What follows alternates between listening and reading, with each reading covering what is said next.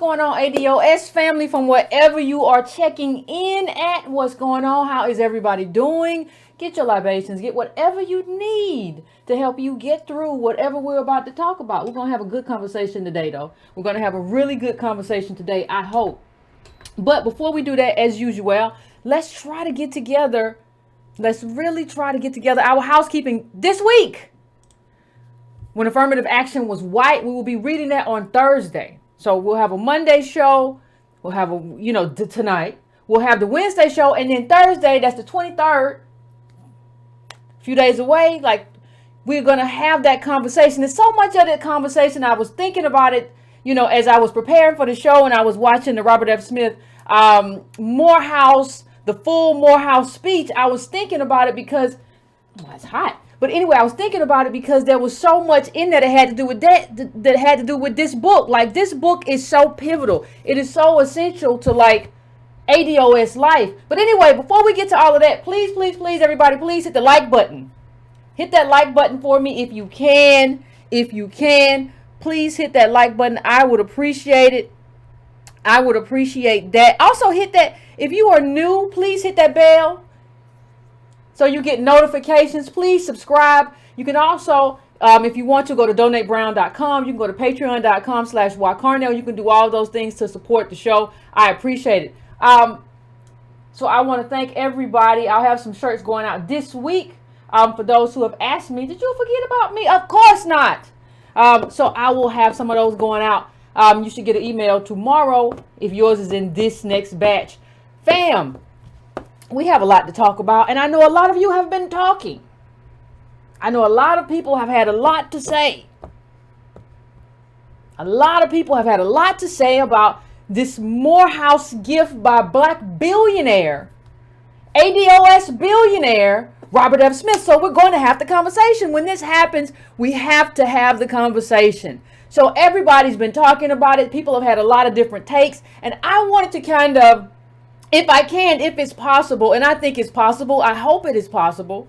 But what I want to do is try to have a kind of nuanced conversation. Not just about, well, see, we can do it, Yvette. We can do it. You just don't understand. And all philanthropy is bad. I want to talk about what is really good about this and what was really good about his speech. And I want to also talk about some problems that I saw with it, especially towards the end. And I want to talk about the limitations of charity and the limitations of philanthropy on any level. And so I think we have to, when this sort of thing happens, we have to frame it. So if you don't know, just to provide a little context, this is Robert Smith. A lot of you would not know him if you saw him in the street. I remember him from an article. I read an article about him not too long ago about when he got married. And I was like, I never heard of him. But when he got married, I heard of him. And I said, okay. Now I know who he is. I didn't know who he was. But he said he intentionally kind of was quiet about himself and his life because of what being black in America is. So he didn't want to put a black face on it. Makes sense to me. I understand exactly what he said he was doing and why he was doing it. And for those of you who don't know, he paid off the student loans of the Morehouse class of 2019. Now, we don't know yet, just to, again, context, what that actually looks like. But there are a few things that we do know so far. And it is probably going to be, well, according to Axios, the estimate was 10 to 40 million in terms of what he's going to spend on that. That's what the estimate was. So that's kind of what he's spending. In terms of gifting those very, very, very, very, very, very, very, very, very lucky Morehouse students. But I want to kind of lead up to something, but I want to make sure that I share it in the right context. This is who he is. Like, this is his business. His business has raised $11.4 billion. It's Vista. It's called Vista. It's a capital business, and that's how much they've raised just last year. Now that's the person that we're talking about. Now I want to go into a little bit of his speech, because I'm always very surprised when people give actual historical speeches that are anchored in real history. I'm happily surprised. It's not like I'm sad or I'm upset. I'm happily surprised when somebody goes into history, because what I found is that it's real easy. It's very, very easy to just kind of gloss over history. Well, black people have been through a lot, and Jim Crow and slavery. But I want to just slow down. No, it's not venture capital, somebody asked. It's something else. But I want to, well, I don't think so, but it's about data and something and a bunch of firms. It's interesting. But what I want to, in terms of him paying off these student loans, what I want to kind of break down, for those of you who didn't watch his speech, it was about 35 minutes long, his commencement speech. I want to kind of go to what he said, because he said something very specific when he talked about what he was going to do for those kids, those Morehouse graduates. He said, we're going to put a little fuel in your bus. Now that had context based on his own life. When he talked about his own life, he talked about something very specific. He talked about his black parents and him growing up in this black neighborhood of black professionals. He talked about, in terms of that bus, he talked about the most pivotal thing that happened to him as a child was getting bused to a white school where they had all the resources. And he said it was only 5 years before racists came in and took that away.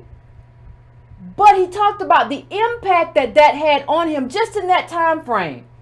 Those 5 years were essential to his development, being in that school. Now that's very interesting to me, because I hear so many people say, well, we just have to have our own schools. We don't really need nobody else's schools. We just do our own schools. He's saying that, like, going to a school, he grew up in a black community, a community of black professionals, but still being bused to that school was essential. And he wanted to give back to Morehouse graduates to put some fuel in their bus. He wants to pay this forward and do something. And this isn't, we're going to go through this, but it's not the first time that he has done stuff specifically for black people, especially ADOS, because of that history. This is not the first time that he's done that. So I see, as he's talking, I see a person who is anchored in, like, being a black man.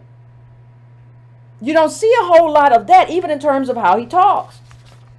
He also was anchored in being a citizen of America. That's something I've talked about a lot, but he said his family goes back 8 or 9 generations. He said, we have nourished the soil with our blood. Now, when I said blood equity, everybody got all mad and they said, oh my God, Yvette, that's right wing. No, he said the same thing I said. He said, we have nourished soil with our blood. He said, we have protected this country with our bodies. He said, we have furthered this country with our intellectual contributions. He was very specific about what we have done and how we earned our citizenship. And he said he was the first person, even in all of that, because understand, his kids are 5th generation college. I want you to put a pin in that. 5th generation college as a Negro. I want you to understand what that means. Because for most of us, those of us who did go to college, I'm first generation college for my family. First generation, right here, you're looking at it. So this man is telling you that his kids are 5th generation, so he's 4th generation college. That's some elite stock. But I'm still, even from an elite perspective, I'm still appreciating.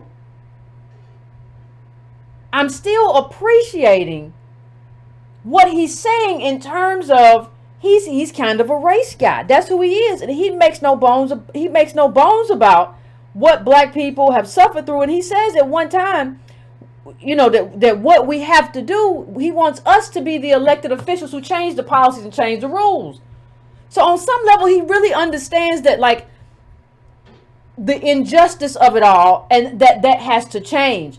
But there are limitations to that, and I'll get to that in a second. I just want to go through parts of his speech, because I know, you know, that's a lot, and people have lives. I know a lot of you may not have gotten to it. So I just want to kind of hit the highs and lows for you. He says, I was the first generation. Understand, out of all of them, understand his kids are 5th generation college. He says, out of all of those generations, of all those college, understand, he says, I was the first generation to secure all my rights as an American citizen. I was the first generation to secure all of my rights as an American citizen. That's an admission that I don't think people really understood. Out of all that college, you're the first to secure your rights as a full American citizen. Let me say something, fam. What I have always said on this show is that we're fighting for full citizenship. Understand that, know that, nothing else. We're not fighting for citizenship somewhere else in a different place. This is about citizenship here in the richest country in the world that we helped build. And he understood that. I appreciated that. He talked about 1865, and he talked about that was the first time that we had the opportunity to secure land, and then it was taken away from us. He talked about the promise of the Freedmen's Bureau, then the Freedmen's Bank, and how that was looted. I'm loving the history. Loving the history. Because most people just talking, they don't know any of it. He talks about the Homestead Act. He talks about how we got birthright citizenship. He's talking about us, talking about black folk. Talking about our history, telling this to Morehouse men, making them feel proud about what they're doing and what they're accomplished. Now, we'll talk about somebody else who told them just don't make no excuses. So you got to give people more than tough talk. He talked about Brown v. Board. Now, even when I'm talking about him being bused to this white school, when he talks about I was bused to this white school and it really helped me, it paved the way for me to be this billionaire black man I am today. I'm thinking about Joe Biden, who was part of the reason that the busing stopped. He was one of the Democrats who said, no, we shouldn't force this. So you kind of wonder when you look at this and when you think about this, you wonder who else. Because when we talk about busing, we're not talking about wanting to be around white folks, even though that is part of it in terms of if you're going to have one America, people need to be comfortable around each other. But when he's talking about busing, you wonder who would have access to those resources. Busing has always been about resources because separate but equal was never equal. They never gave us the resources for our schools. So nobody's talking about what a lot of people think we're talking about. So when you think about what built this man to be a billionaire, you have to think about Joe Biden and how Joe Biden unbuilt the thing that he said was essential to his development. He said that being busted at school for those 5 years I was there, it was from the 5th grade to however long. He said those were essential years in my development. And Biden was part of the pushback against that. Oh, no, black people enjoy their pride and being alone and being black and stuff and just let them do that. We don't need to force anything. He was part of the retreat. Understand the juxtaposition. You have to begin to understand the context of things and how they fit together. You would not necessarily put those things together, would you? Robert Smith's commencement and Joe Biden, but they are together. It's all linked. We're going to talk about something we talk about a lot on this show. We're going to talk about advantage and disadvantage. You have to count the advantage and count the disadvantage. And you have to hold accountable who put the disadvantage in your slot.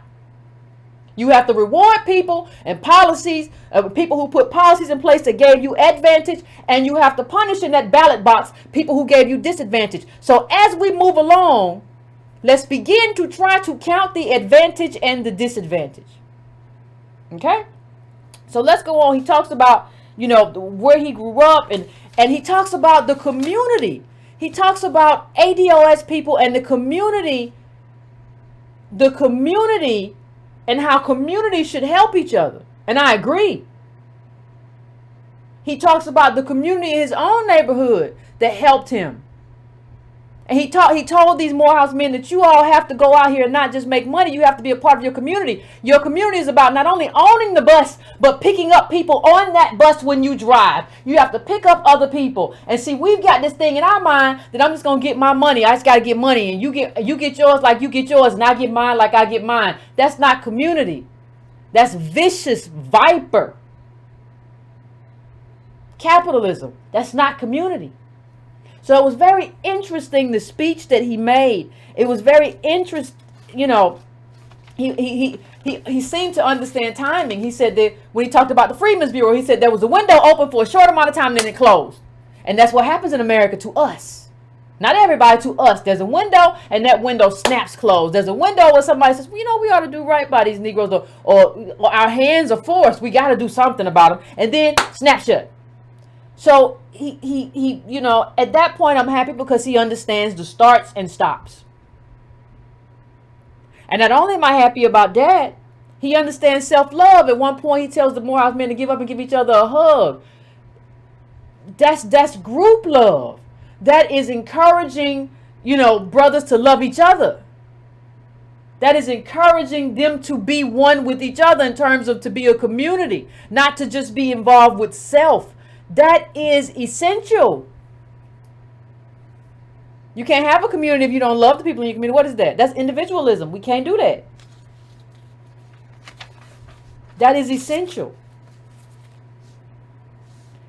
And one of the things before I get to, because when I think about how I'm going to do this, before I get to, the actual, I'm going to get to, because I want to juxtapose, I want to compare this to Obama. But before I get to that, one of the things I want to show is that he's been active a while. Smith pledged a $20 million gift behind Oprah Winfrey's $21 million pledge. In an exclusive interview with the Post, he said he had become afraid of escalating racial tensions that threatened the very opportunities once sought by him and his parents. So he's been moving in this space for a while, just not quite as vocally. And he said he's often reminded he is still a black man in this country at least 3 to 7 times a year. He says he is stopped by police as he drives himself to the airport in Texas. The officers run his tags and check his license. He's told he was speeding. He changed lanes. The officer sent him off without a ticket. You shouldn't have to be fearful of your life, he said. You should be able to drive to the airport and not be stopped 3 to 7 times a year. But he says he's not worried about missing a flight because his private plane won't leave without him. So he does talk, about where he comes from. And he talks, he went to school, because I want to give you some context on the man's life. He went to college at Cornell studying chemical engineering, then took a job at Kraft General Foods. He got his master's degree in business administration from Columbia, then worked at Goldman Sachs in San Francisco, advising companies including Apple, Hewlett Packard, and Microsoft. So this is who he is. So this is, this is who he is. And this is not just who he is. This is the era that he came about. Understand at his age, when he's 22, he's graduating, he's going to Cornell. We're talking about his age. He's like, hold on a second, let me bring up his age for you, because I want everybody to understand. I want to understand who he is and we're talking about. He's 56 years old, right? So at the age where he's graduating and doing stuff, there is something there that's not here too. It's not he doesn't have the era of crack cocaine and all that. This is a different era. This is where timing matters. And I don't know if he sees the difference, but I want to bring up something else that was very different. I want to bring up this guy. And I want to, before I get to the other part, I want to bring up him for a very specific reason. I had somebody on Twitter today tell me, when we were having a discussion about Robert Smith and Obama, and tell me, well, Obama didn't have any money. Obama didn't have any money. And I don't know what is wrong with us. Yes, Robert F. Smith is a billionaire. But please understand that not only did Obama enter the White House with a Democratic Congress, regardless of whether Congress was Republican or Democrat or all independent, it don't matter. He controlled institutions. We're talking about the Justice Department. We're talking about the Treasury Department. We're talking about all of that. He controlled his cabinets. That's a unilateral. He don't have to ask nobody about that. But what I want to get to as we get to this, I want to get to what Obama said in terms of his speech and in terms of how he overlaid this in comparison to Robert Smith. He said excuses like 4 or 5 times. There are no excuses. You can't blame nobody.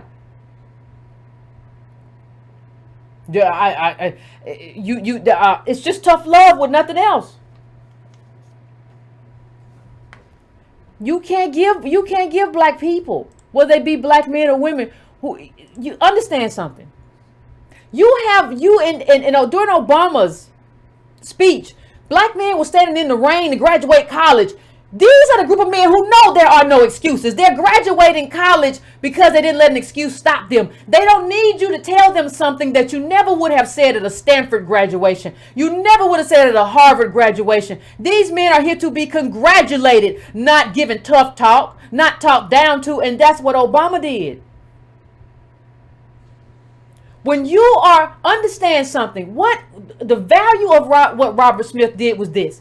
Robert Smith said, I am going to give you something to put some fuel in your bus. I am going to remove impediments out of your way right now by taking away your student debt. I'm going to do something for you. Obama came and said, nobody cares about your excuses. You got to compete in the world. And not only that, he said, you got to have empathy for everybody else who's a minority. Those two things are different. And I don't care whether Smith is a fan of Obama or whatever. It don't matter. These two speeches are different. Obama was a president who didn't put fuel in our bus. And he had an opportunity to. You didn't even fight to. When you came to the White House, you had a Democratic Congress. You did not fight to put fuel in our bus.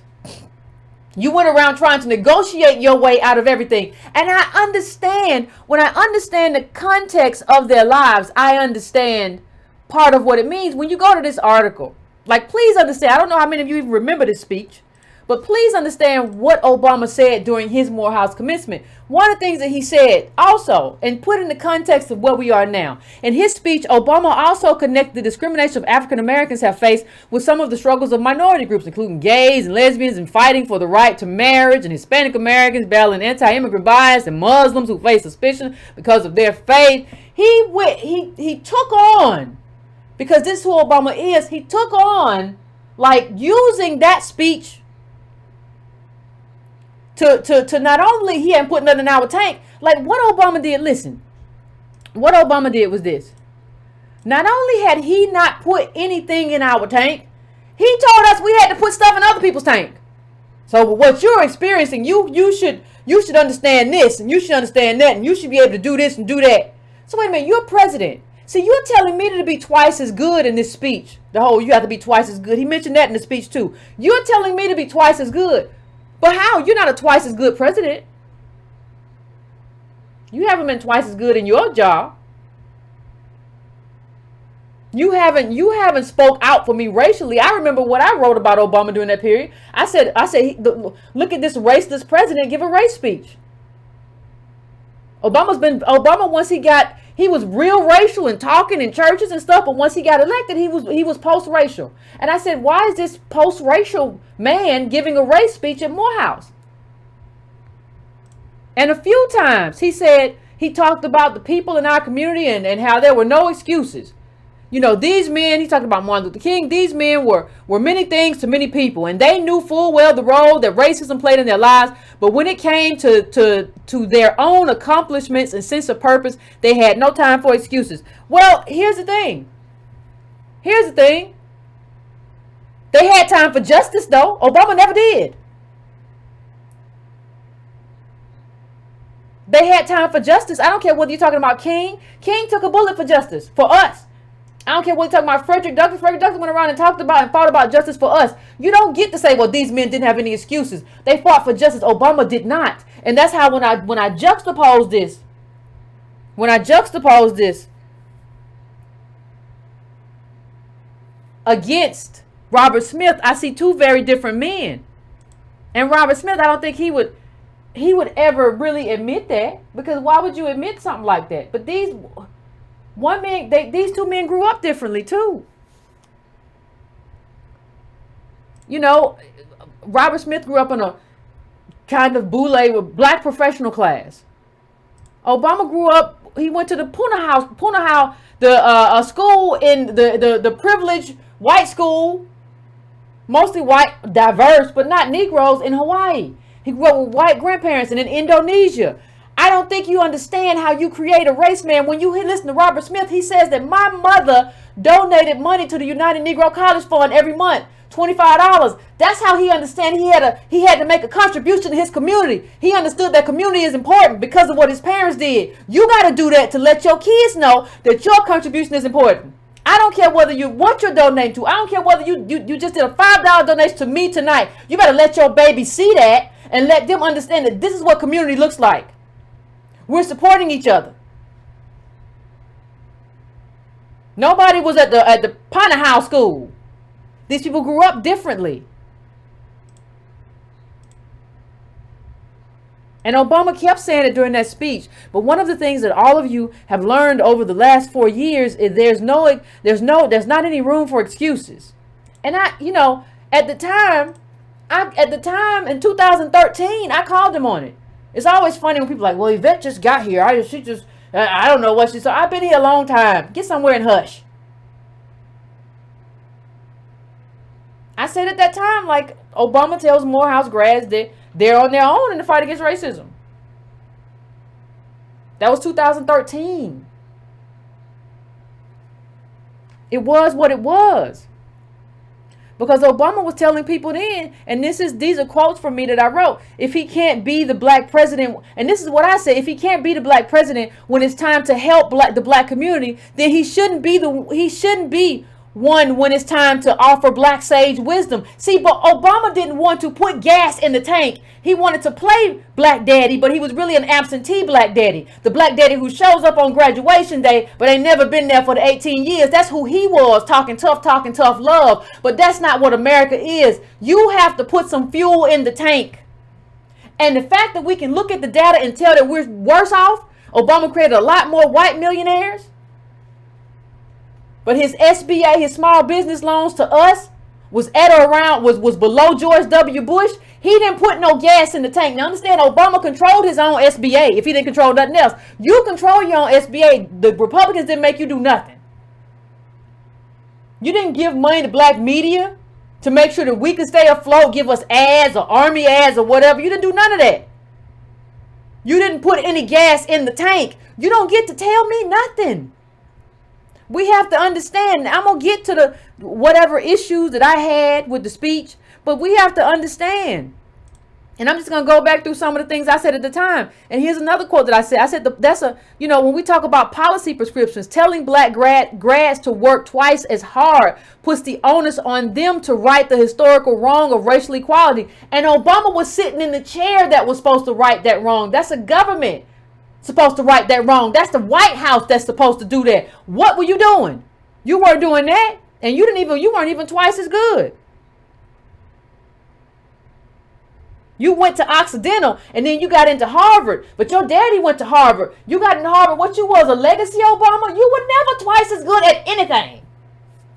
Not being an organizer, not getting into college. How do you get to Morehouse to get to tell somebody to be twice as good?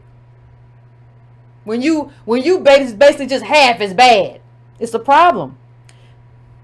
In 2012, 4.5 million white millionaires, but by 2015, Obama had created 12 million white millionaires with quantitative easing. We didn't benefit none of that. You put fuel in the tank, but it wasn't our tank.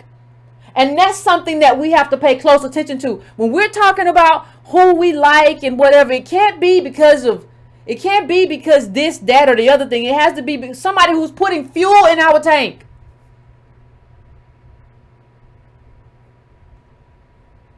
Another quote, I don't mean to brag, but I said, when asked by members of the black community to do more to aid blacks during the recession, Obama recoiled, saying he is the president of all of America, not just black America. Fine. If that's the case, Obama should act like it. Don't tell me, don't come here talking that race stuff. If you're not a race president, if you're not a race man, don't come here talking that race stuff and tell me what to do. You was in Indonesia. You wasn't suffering through this stuff. You had access to whiteness. You were anchored in that. You weren't suffering through what we were suffering through. Who are you talking to? And he said, well, sometimes, I was trying to, I wrote off my own feelings as trying to keep a black man down. That's some kind of speech. I don't think we really understand how bad Obama's speech was until we juxtapose it against a speech like against a speech like Robert Smith? I don't think we do. I don't think we really get it. Now, he never said it, and he can't say that. Billionaires move in a different way than me and you. And I said this as well. And this is going to be a very interesting quote for people who call me a right-winger. I said, unless he's willing to improve his own performance, Obama has no right to tell Morehouse graduates to be twice as good. He refuses to discuss issues that disproportionately impact the black community, such as double-digit unemployment, for fear of raising the ire of right-wing hacks like Glenn Beck and Rush Limbaugh. That's very interesting in 2013 to be taken on the right and now to come out here and be called right-wing. It's very odd. Pie all over y'all's face. Just being crazy. But what I want to say is, when Obama created these new white millionaires, what he did basically, nothing happens in a vacuum. So when you created these new white millionaires, what you did was you poked a hole in our gas tank. So not only were you not putting fuel in our tank, you were taking it out. We leaking. Because the stuff that we need transformative government. We need you to put that money into closing the racial wealth gap. Instead, you gave it to them. So now our tank, we trying to drive down the street, and not only do we not have money for gas, but it's gas flooding out of our car. That's what you did, Obama. You have no legacy that any ADOS person should ever respect.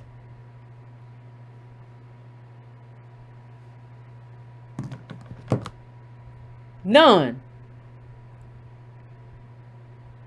And so we got all these new millionaire schools targeting the top 10% of white folk. And they got the money to spend. That makes for a very precarious America for us, ADOS. Very. And that's your boy Obama who did that. Then there's one quote that I gotta find this quote. This quote is so important. And it hit me. When I saw it, it hit me like I watched the Obama speech live, and this hit me. He said, this is Obama. This is Obama's quote. Nobody cares how tough your upbringing was. Nobody cares if you suffered some discrimination. And moreover, you have to remember, whatever you've gone through, it pales in comparison and hardships to previous generations. Well, it does pale in comparison, but as the president of the United States of America, who's supposed to care about justice, you're supposed to care. It's not about like the world. You are the world. You are the government. When you're in this space in 2013, you represent the government. You are supposed to care. These are American citizens who have been done wrong. And as the American president, you're supposed to care. How dare you say nobody cares? How dare you say that? I mean, I will tell you the truth. Obama's commencement speech at Morehouse almost brought me to tears. Because people were clapping and nobody seemed to, at that moment, have any idea of how awful that speech was. And how he was talking down to these men who had achieved a lot to be in that space. And they had achieved more than Obama could ever imagine. Because Obama never went through nothing. Obama isn't really from, he grew up in Kansas and Hawaii and Indonesia. He had a wonderful life. He don't know what the people went through. He has no idea what they went through in that school. This is what Obama's life looked like. That's that Punahou. Like this is his life. It wasn't black community. That's a very different life than most of the. Who are you to be anchored in whiteness and tell those Morehouse kids that? A white man basically should have told you that. It'd have been the same thing.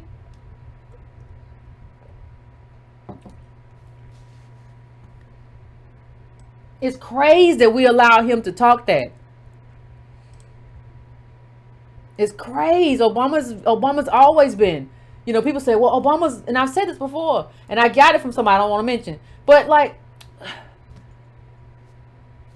people say, well, Obama's a black man. He just has a white mother. No, I think he's a white man with a black daddy. And a Kenyan daddy. At that. Not even an ADOS daddy. It's a very different thing. He was never anchored in us. In a way, regardless of Robert Smith's ideology, in a way that he was anchored in American blackness, in ADOSness. Now, there are some limitations even to his thinking. There are still limitations.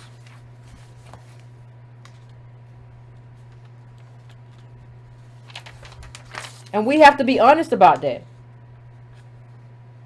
We have to be very, very, very honest about that. We have to be honest about all of it. We have to be honest about who he was. We understand very good things about his upbringing. Like I mentioned, he watched his mother send off $25 checks to the United Negro College Fund. That explains his advocacy today. That explains his advocacy today. But there are also problems. There are also problems, and we got to get to those too. We can't just talk about one thing. You know, you see, I said before, he's, what was it, 50, what was it, he's 50, let's put this in the context of age as we talk about this, right? So he's 56. He's 56. So he's talking about, he got to a point in the speech, and let me find it. He got to the point in the speech, and you be with him. He's 8 generations in this country, rooted in this country, 5th generation, you with him? But then he gets to a part where he starts talking about what is possible. And he starts talking about, he says something. He says, we are enough to take care of our communities. Now understand one thing. Saying we are enough is not the same thing as saying we should support each other. I would agree with the second statement. I would not agree that we are enough because of what he's described in the first part of his commencement. We are not enough. We are not enough. Wonderful what you did, but we are not enough. He said we are enough to take care of our own communities. Remember what I said about counting advantage and disadvantage. We're about to get into that.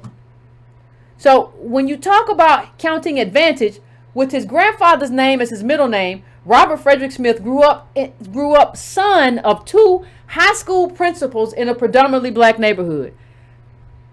Hold up though. They were not only black principals. Mr. Smith grew up in a predominantly black middle class neighborhood in Denver. Both of his parents had PhDs in education. Let's please count the advantage. A PhD in education. This man is 50 what?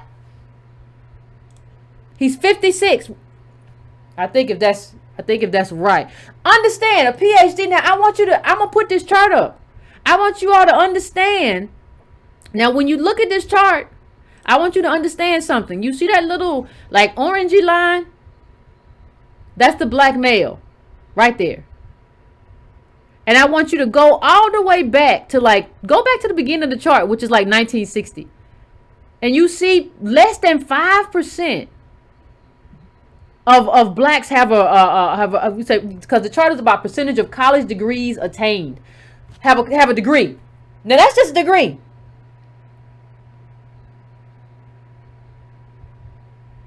Right?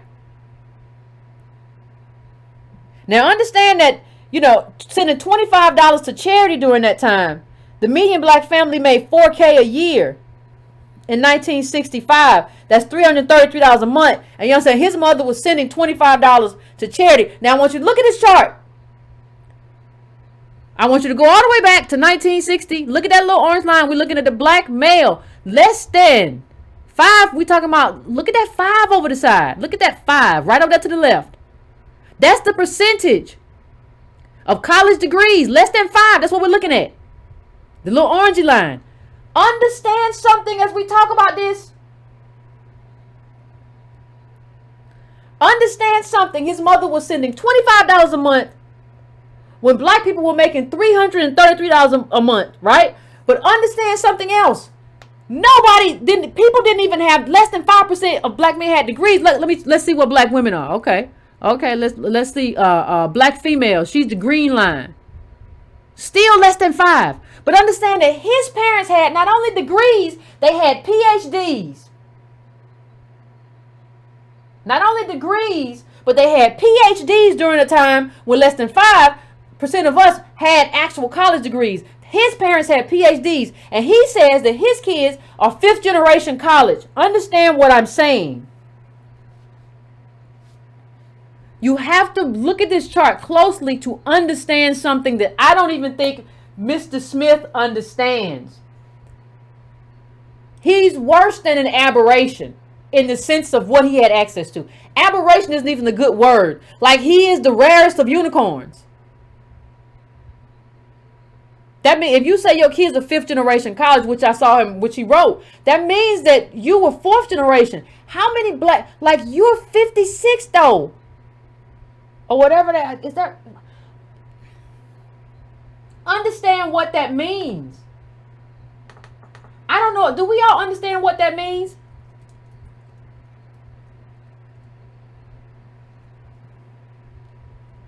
Do we all understand that he's an aberration? How can we say? Understand right now. How can we say that this man understands not only black life now, but black life then? Because you had 2 PhD parents then. How could you understand black life then? How? Given where you were positioned and given what you lived through. So when you say we just need ourselves, and he said something about, like, you don't need land or wealth anymore, you just need intellectual, what did he say? Intellectual capacity, intellectual capital. That's all you need. And I think people believe that because of globalism, right? Or globalization. So they believe like that's all you need because they saw some little Indonesian man get rich. And so he got rich. But I live in the richest country in the world. There are barriers to entry. But you came around during a different time. You have a different mindset. You were an aberration. You have 2 PhD parents. Like, understand, during that time, 2 white people didn't even have PhD parents as a norm. Or that wasn't even regular. 2 PhDs in education who routinely played music in your home. That's why he loves music so much. Like, when he got married, John Legend and Seal performed at his wedding. Because, like, he was brought up on music. He was brought up reading too, because you have 2 PhDs in education as parents. They are both principals or something. Like, that's your life. If that is your life, especially back then, I don't know how much you understand black life. But I approve of a lot of what you've done, but you can't, I don't think we understand, like, the people who come from that. How do you speak? Not only in terms of the timing and mass incarceration and everything that happened after that, how do you speak to blackness in any kind of real way, given the limitations of your life? And given who you were and who you were allowed to be. And given that you came of age during affirmative action. That's finished. And you talked about windows opening and closing. Those are closed. So how do you speak to that? You know, if your mother was giving the United Negro College Fund money way back when, in 65 or whenever, and you saw it, or whether you saw it in 70 or whenever you saw it, like, what was she giving you?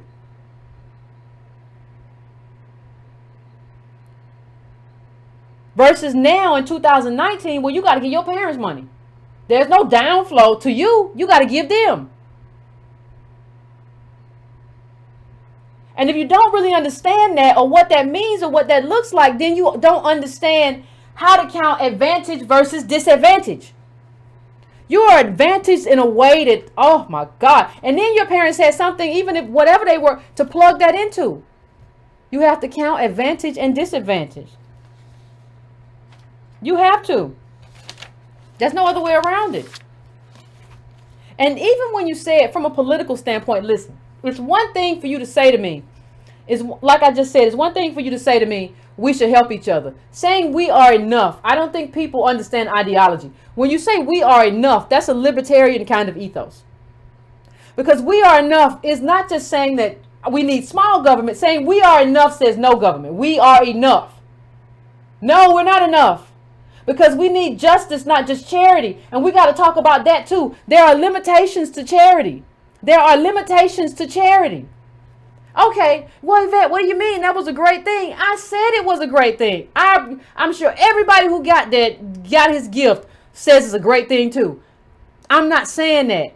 But you have to look at the reason, and we're going to talk about this is when we talk about when affirmative action was white on Thursday.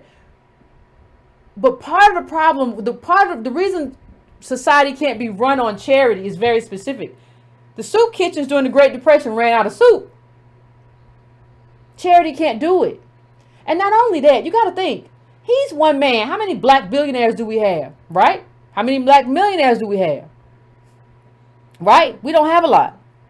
And so, a lot, we're talking about, look at your hand. So what I'm telling you is, the problem with charity is that everything hinges on the whims of the giver. Well, what do you mean, Yvette? Well, it means that there are going to be other graduating classes. There's going to be Tuskegee, Howard, Hampton. The ladies at Spelman didn't get no money because that's what charity is. It hinges on the giver, and there's nothing wrong with that. But that's why charity isn't fair. Charity is just charity. Charity can't be everything. Charity is supposed to be everything. What if you were a person who struggled to pay half of your students' debt off, right? And then you get that to the graduation and he's paying everybody's everything. Well, you might as well just let them be bundled with loans. You done pay half everything. And the people who just got all loans, got all their stuff paid off. And now you done struggle to pay half and your kid got to pay half off. You feel a fool. I'm not saying that to say there's anything wrong with what he did. I'm just saying charity is inherently unfair just because of how it's structured. That's all. It's just structured in a way that it's hinged on the whims of the giver.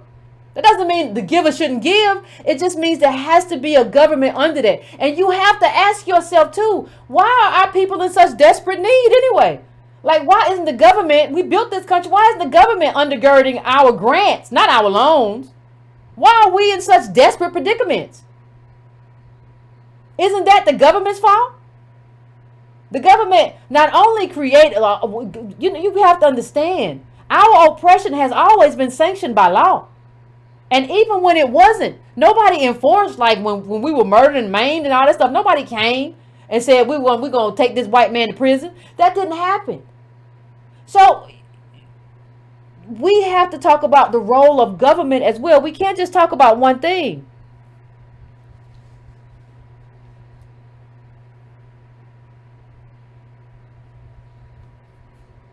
And I don't get into, like, I know everybody gets into, like, oh, he has a white wife. I don't get into that. Like, it's no matter to me. He can do what he do. I don't care about that as much as some people fixate on it. I'm talking about, does he understand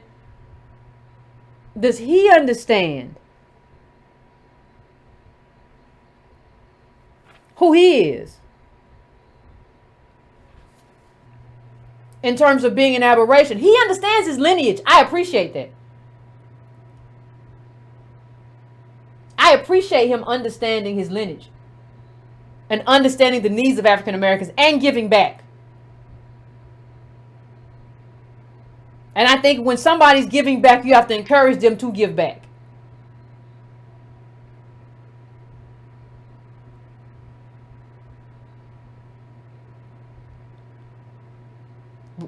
I mean, I think some of us miss the mark on that. When somebody's giving billions of dollars to African American causes, I think I wouldn't want to isolate them by focusing on his wife. I wouldn't. That's just me. I'm not trying to isolate the gift giver. I'm just trying to point out the limitations, because I'm all about being effective in this thing. I'm just trying to point out the limitations of charity in general, and the power of government in general, and the purpose of government in general.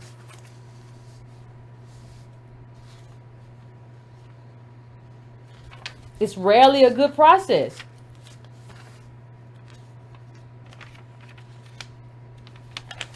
That's all I'm saying.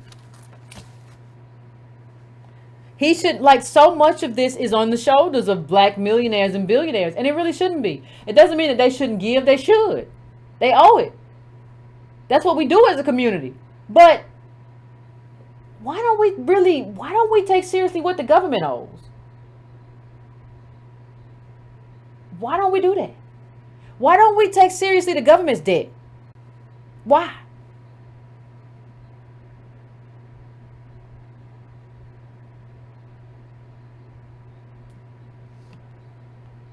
And we have to, as I end out, I want to say that we have to count advantage and disadvantage. That doesn't mean he's any less black.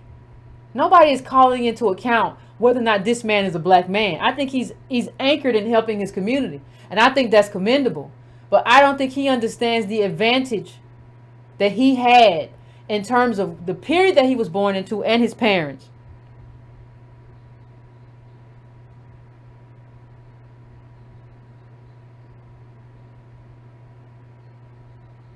I don't think he understands that. I don't think he understands the specificity to which he is an absolute unicorn.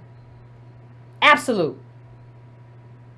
I don't know how many other Negroes you would even find, even during that period of that window opening, who had 2 PhD parents. We're not even just talking about 2 college educated parents, 2 PhD parents. That's what made you. PhD parents, busing, all that stuff made you. Timing made you. So I do believe it is irresponsible to tell black men that all you need, we just need each other. Without fully, he said he wear Ta-Nehisi coats and some other stuff, but I don't think you still fully understand this period. You need more than each other. You need America to pay its debt. You need America to pay what it owes. That's what you need. So give me a second. I'm going to go to the phones. I really want to hear what everybody has to say. Because, the thing about it is, it's just so, for me at least, I don't know for everybody else, but it's just so interesting that, I find it interesting even to what everybody's focusing on. Because everybody's focusing on something different. And I find that very interesting as well, what everybody's focusing on. It ain't never the same thing. But give me 4 or 5 minutes to come back and we'll have a conversation.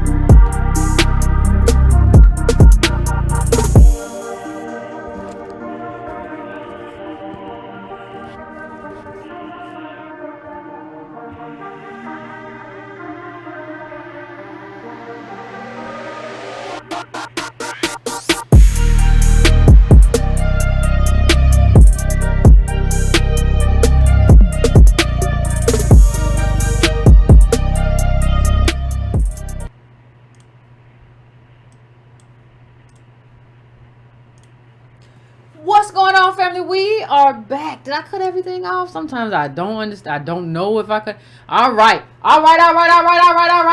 fam. We are back. Okay, we're gonna have this conversation. Y'all over there fighting in the chat. I don't know. Why can't see the Breaking Brown family, ADOS family can't even get along. Lord have mercy. I can't wait to hear what y'all have to say. But I'm going to my first call. I'm going to 202. What's going on? What's going on?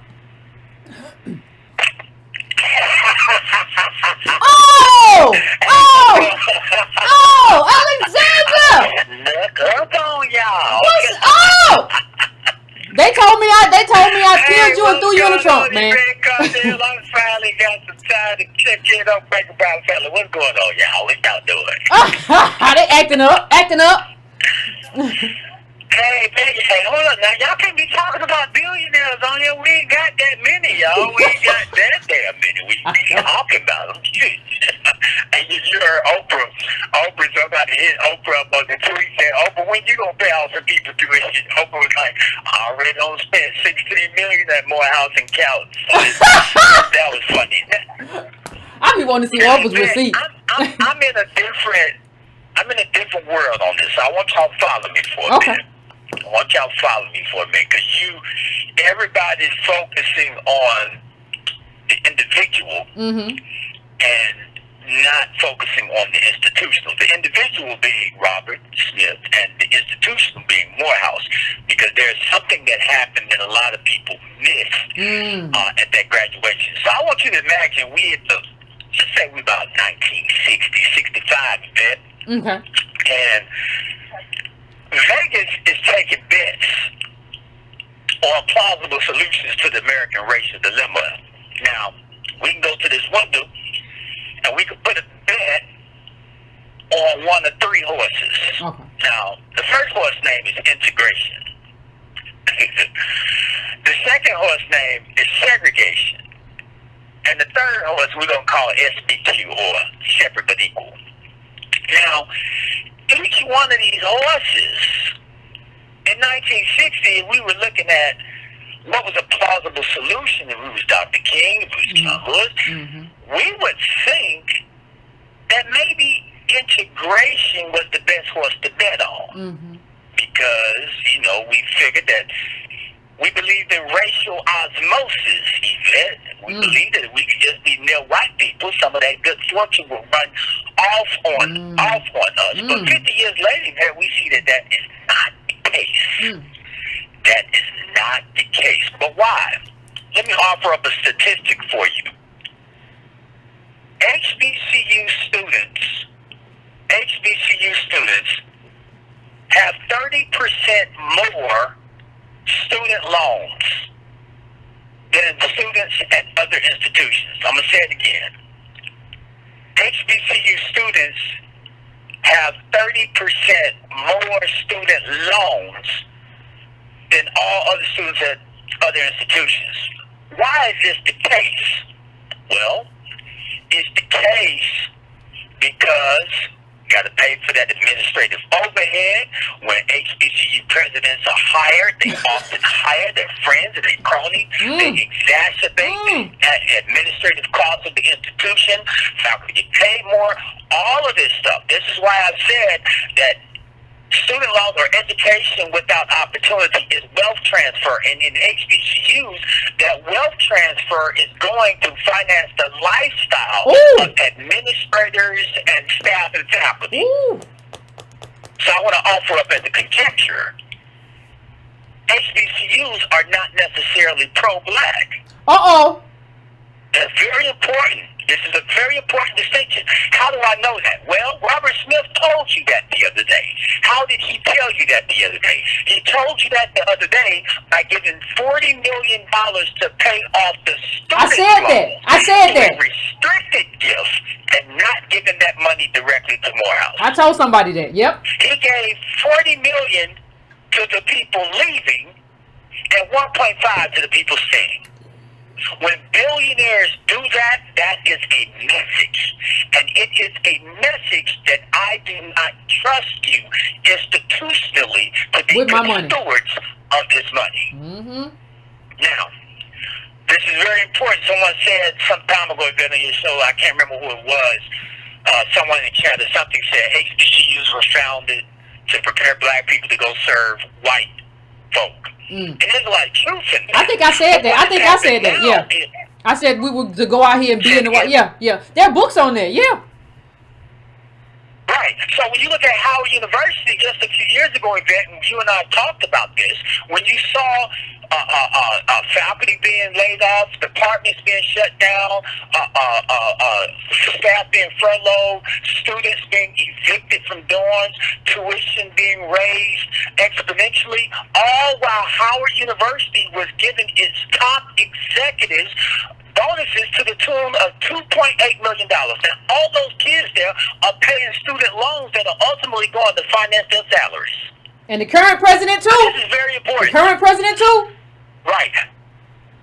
Yes, the president, too. So this is very important because HBCUs in this conversation have gotten the pass. Now, what Mr. Smith did, you're right about everything you're saying about charity and it not being a solution for systemic injustice. Mm-hmm. But what he is doing is a wager. Now, I have to give full disclosure. I was a dean at Morehouse, and I, as a fatalist, am not confident that the people who he gave that money to are necessarily going to pay that forward. And this brings me to my final point. I don't believe in help no one blindly. Help no one blindly. I have to believe that your ethics, your morality, and your integrity lines up with me for me to lift a finger to help you. Now this is very important. There were Jewish people that actually aided and abetted the rise of Adolf Hitler unknowingly because they did not know what his ultimate end game was, and they aided and abetted his rise, which ultimately contributed to the annihilation of 6 million of their own people. Now, I want to suggest to you that you can mistakenly help someone who ultimately rises to do destruction to your people. This is why me and Yvette has had a disagreement about affirmative action. I wrote my dissertation on affirmative action. I was pro-affirmative action. And I have now argued that I'm now anti-affirmative action because most of the people who were helped that went through that door, they did not reach back and help anyone. So God forbid that any of those 396 students that Mr. Smith is paying off their student loans, God forbid that one of them rise up to be a Clarence Thomas, rise up to be someone who do not care about the rest of the people behind them. This is why I do not believe in blindly helping anyone.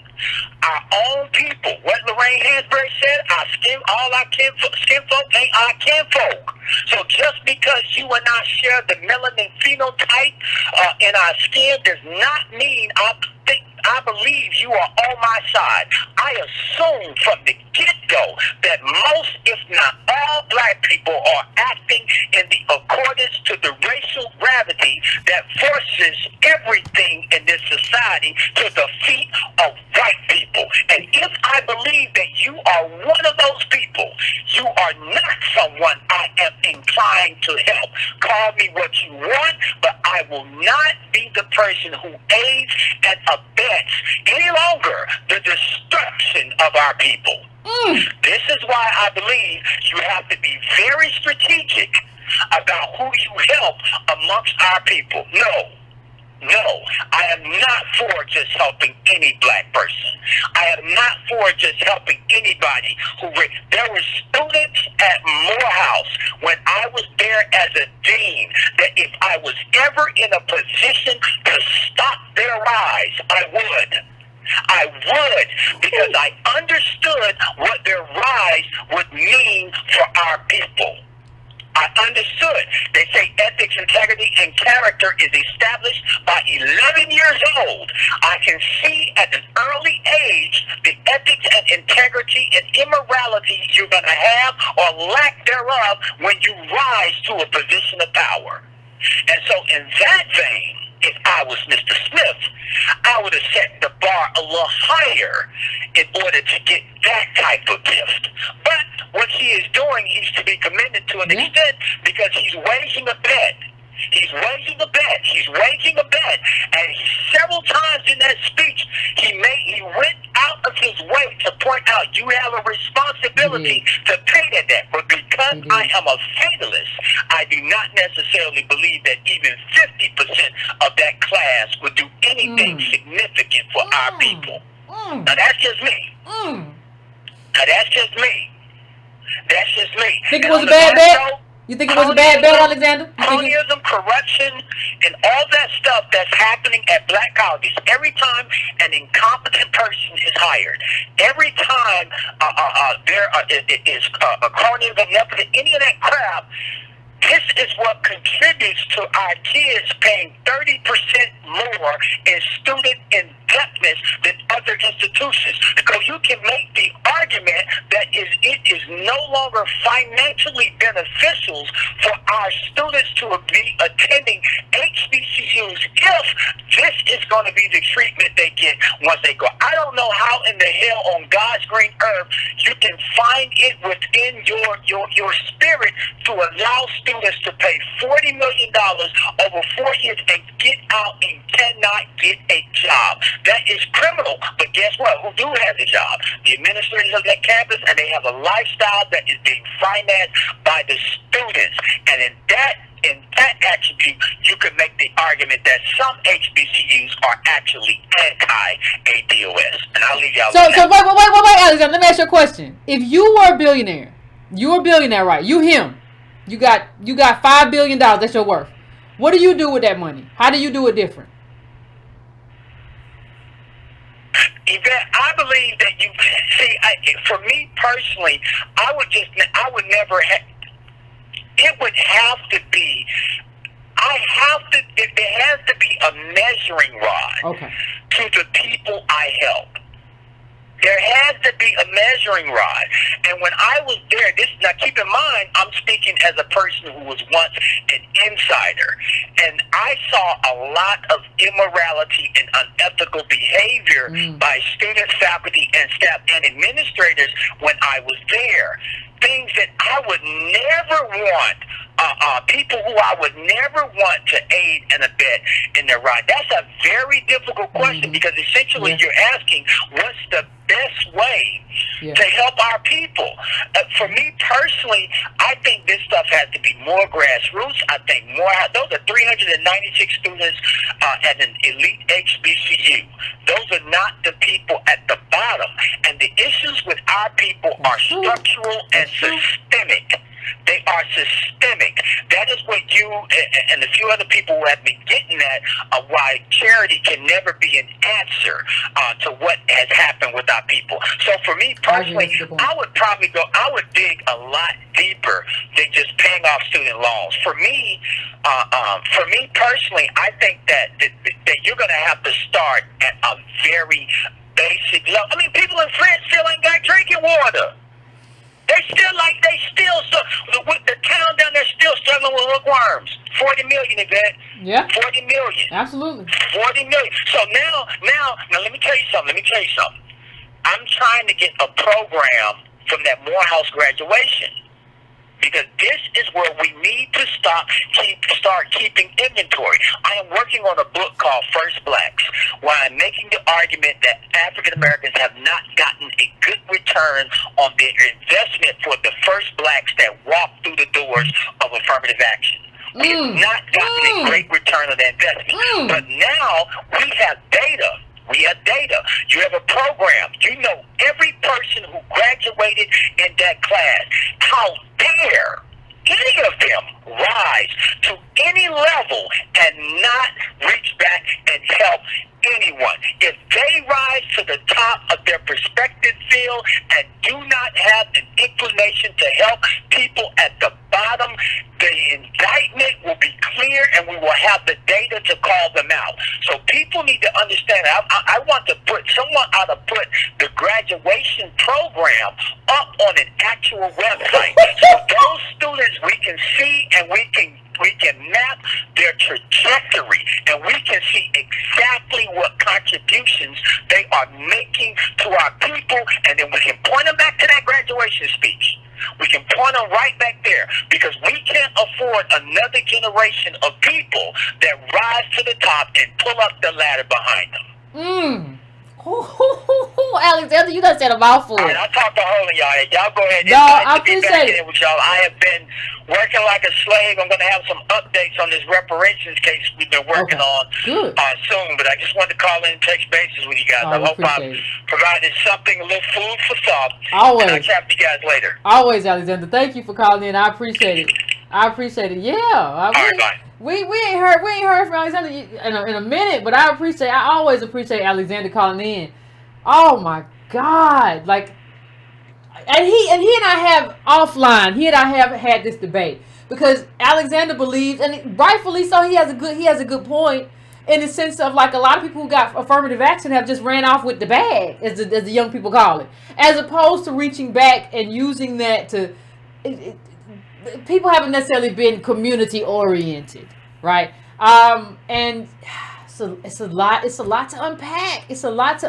And he was talking about, even when you talk about the bonuses, if you look it up, I think the article was an Insider Ed, like the current, Howard president was over at the Howard Medical School or something, and got like this enormous bonus, and they all got bonuses. You got bonuses at the time, Howard kids got rats and mold and all kind of stuff going on. I know y'all got stuff going on, because when I was there, I had roaches. I had to get rid of them roaches myself. Came in there spraying some stuff. That stuff didn't work. You got to get a little stuff for the babies to eat and the little roach motel. Anyway, I'm just telling you that, like, the HBCU thing is a real thing in terms of, like, the administrators and the taking of the money and not using it. And I told Antonio, like, he's giving his money to his kids because he doesn't want to give it to the institution. And that's the same thing Alexander said. So I think you have to really pay attention to that. And in terms of, like, how, if you really want to talk to ways in which we cripple ourselves, you have to talk about stuff like that. Like, nobody trusting you. Somebody said, whoa, Howard had roaches. Yeah, they weren't big, but they was roaches. They was running around my little kitchenette area, and I can't do it. I cannot do it, and I will not do it. I'm running to the store right now. The Home Depot, they got the best little stuff in there. The Home Depot got a lot of little bug stuff in there, just in case you need it. That's where I went. But anyway, I'm going to my next call. Thanks for Alexander for calling in. We've missed you as usual on the show, and you gave us a lot to think about. But for me, affirmative action, we got to change it or do something. We got to be a community. It's a lot. It's so much that's got to happen. But 818, what's going on? What up? This Tone Talk. What's going on? It's funny because, like, when this came out, I gave it's commendable what the man did, and I started off there. Partly because I didn't want to hear no mess from people saying that me and you was negative. Yeah. But I'm just telling you that we in the middle of economic genocide, and I ain't guessing you.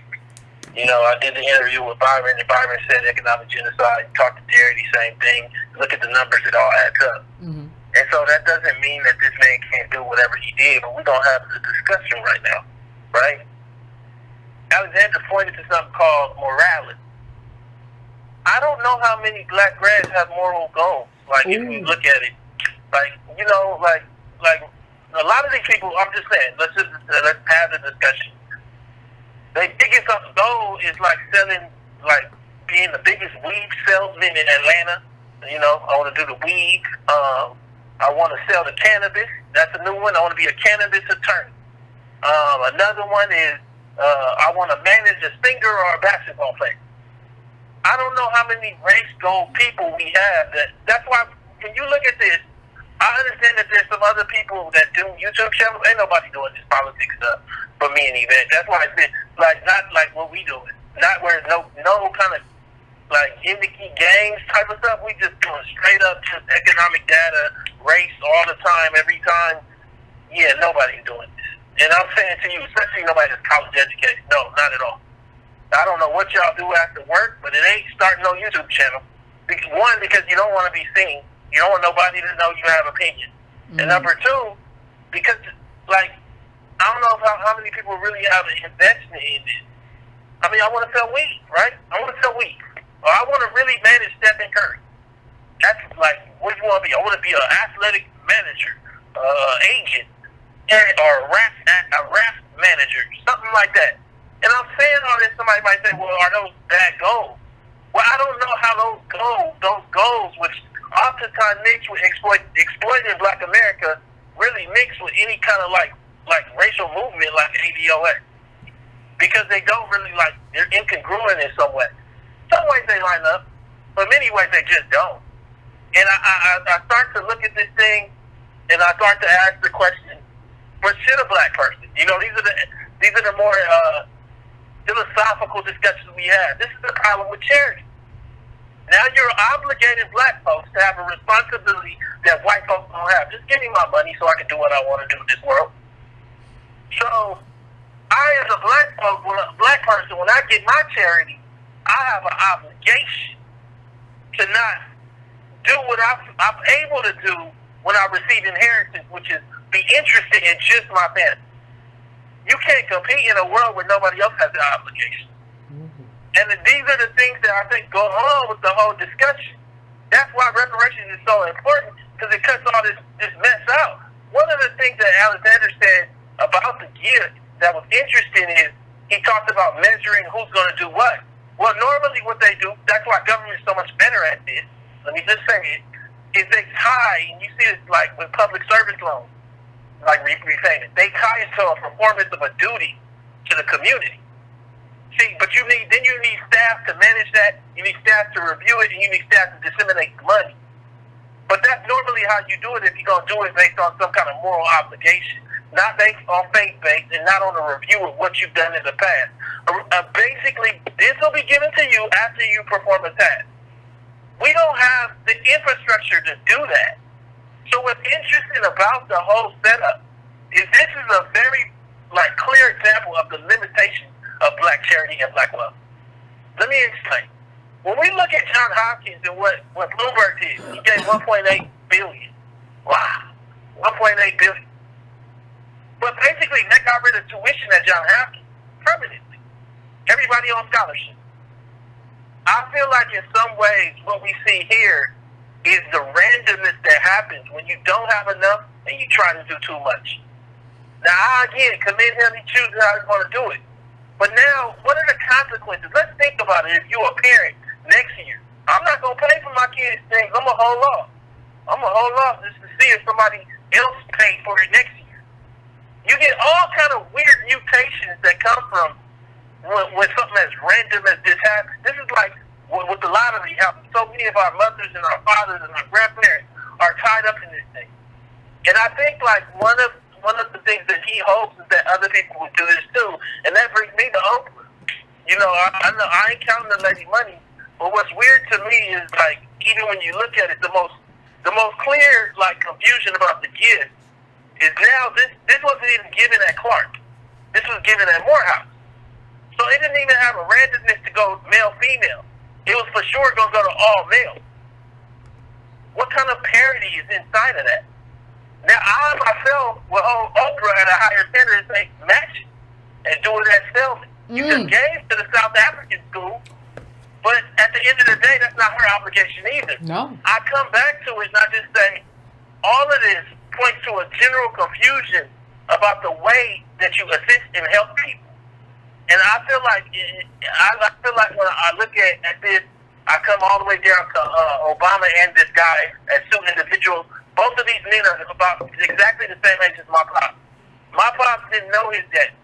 My pops didn't know his daddy at all.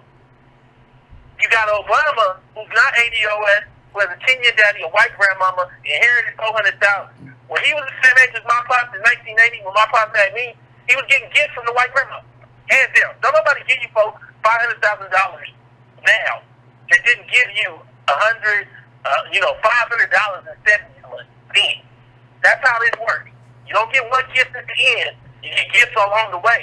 So in 1980, while people like my father all across this country suffered and lived a really normal Black existence, and somebody would say, well, it's not normal not to have your pops, or it's not normal to be in a crack-infested environment. Again, we know the numbers. I ain't got to guess. It's normal not to have money in Black America. It's not normal to donate $25, I think you said, a month. No, that was not normal in 1965.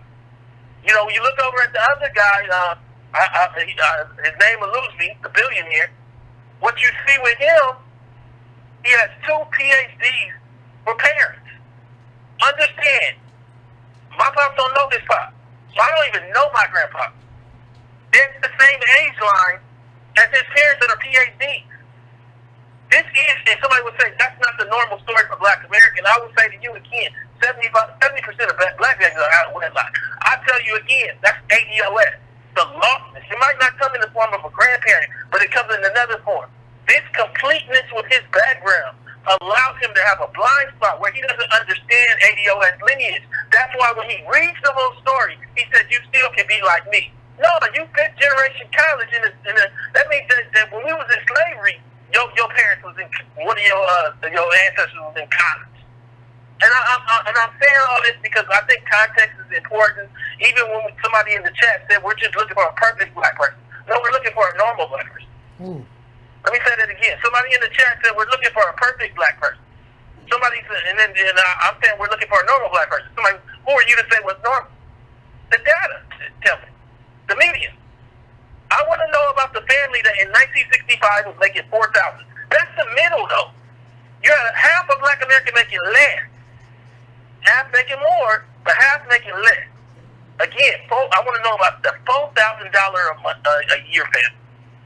I think right now what we don't understand is that his family isn't even just in the half that make more.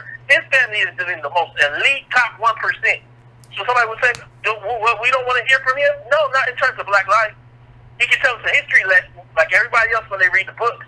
But in terms of not never having your granddaddy show you how to hammer a nail, or in terms of not having your grandma read to you, or in terms of your mama being 2 PhDs that basically made phone calls for you when it was time to get into Cornell, who guided you through your career, it wasn't by accident that he got to that little school for that 5-year window. His parents planned that. You basically lived the life of white privilege that all other Black people didn't get to live. That's the billionaire. Obama the same way. You lived it specifically. Once anybody that gets $500,000 in liquid cash, that's white privilege. From a white grandma, that's white privilege. And I say all this just to say, coming back to this, I'll leave it at this. Where we're at right now is Black America, in an effort not to deal with itself, seeks out aberration to elevate and applaud it. I don't remember the stories being like this when Bloomberg dropped $1.8 billion on John Hopkins. It was big. It wasn't like this. This is manic. It's too much. It's a good gift. I congratulate it. But this is borderline. I've seen people crying like he had changed the world. This is a gift to those students that they hopefully take on and pay forward. But this is not reparations nor the day that we let Black change. Let's talk about it. All right. Appreciate it, Tone, as always. Appreciate it. Let me just make myself clear. You know, a normal, when Antonio talked about a normal Black person, I applaud him for paying off these student loans. I want to be clear. But but you can't tell me that I can be just like you. Because the context of your life and this unicorn life, even in segregation, was still, people say, oh no, I had it much worse in segregation. No, you didn't. You had 2 PhD parents who taught you about they were PhDs in English, and they taught you the Queen's English or whatever, and encouraged you and had music playing throughout the house. That's not the life of somebody in Swats, Atlanta, or Southside Chicago, or whatever. So I appreciate the gift, and I want to be clear that yes, but you can't tell me like a bridge too far for me, and I can't speak for anybody else, is telling me what I can be, or telling that student what he can be, when the context of our lives are like eons apart. Salute, but it is just like, you know, we don't ever get anything. And so it is just like, we look like, it's almost like an asteroid hit the Pacific Ocean when we saw this. And listen, this man didn't have to do none of that. He could have stayed in anonymity and not done anything. Because that's where he was. And that's why I appreciate it. The bridge too far for me isn't this. I appreciate that and I applaud. The bridge too far for me is for him saying, well, you can do this too, and we are enough for each other. Hey, pump your brakes. You went a little bit too far with your remarks there. Okay? But interesting conversation from Alexander and Tone. I appreciate it.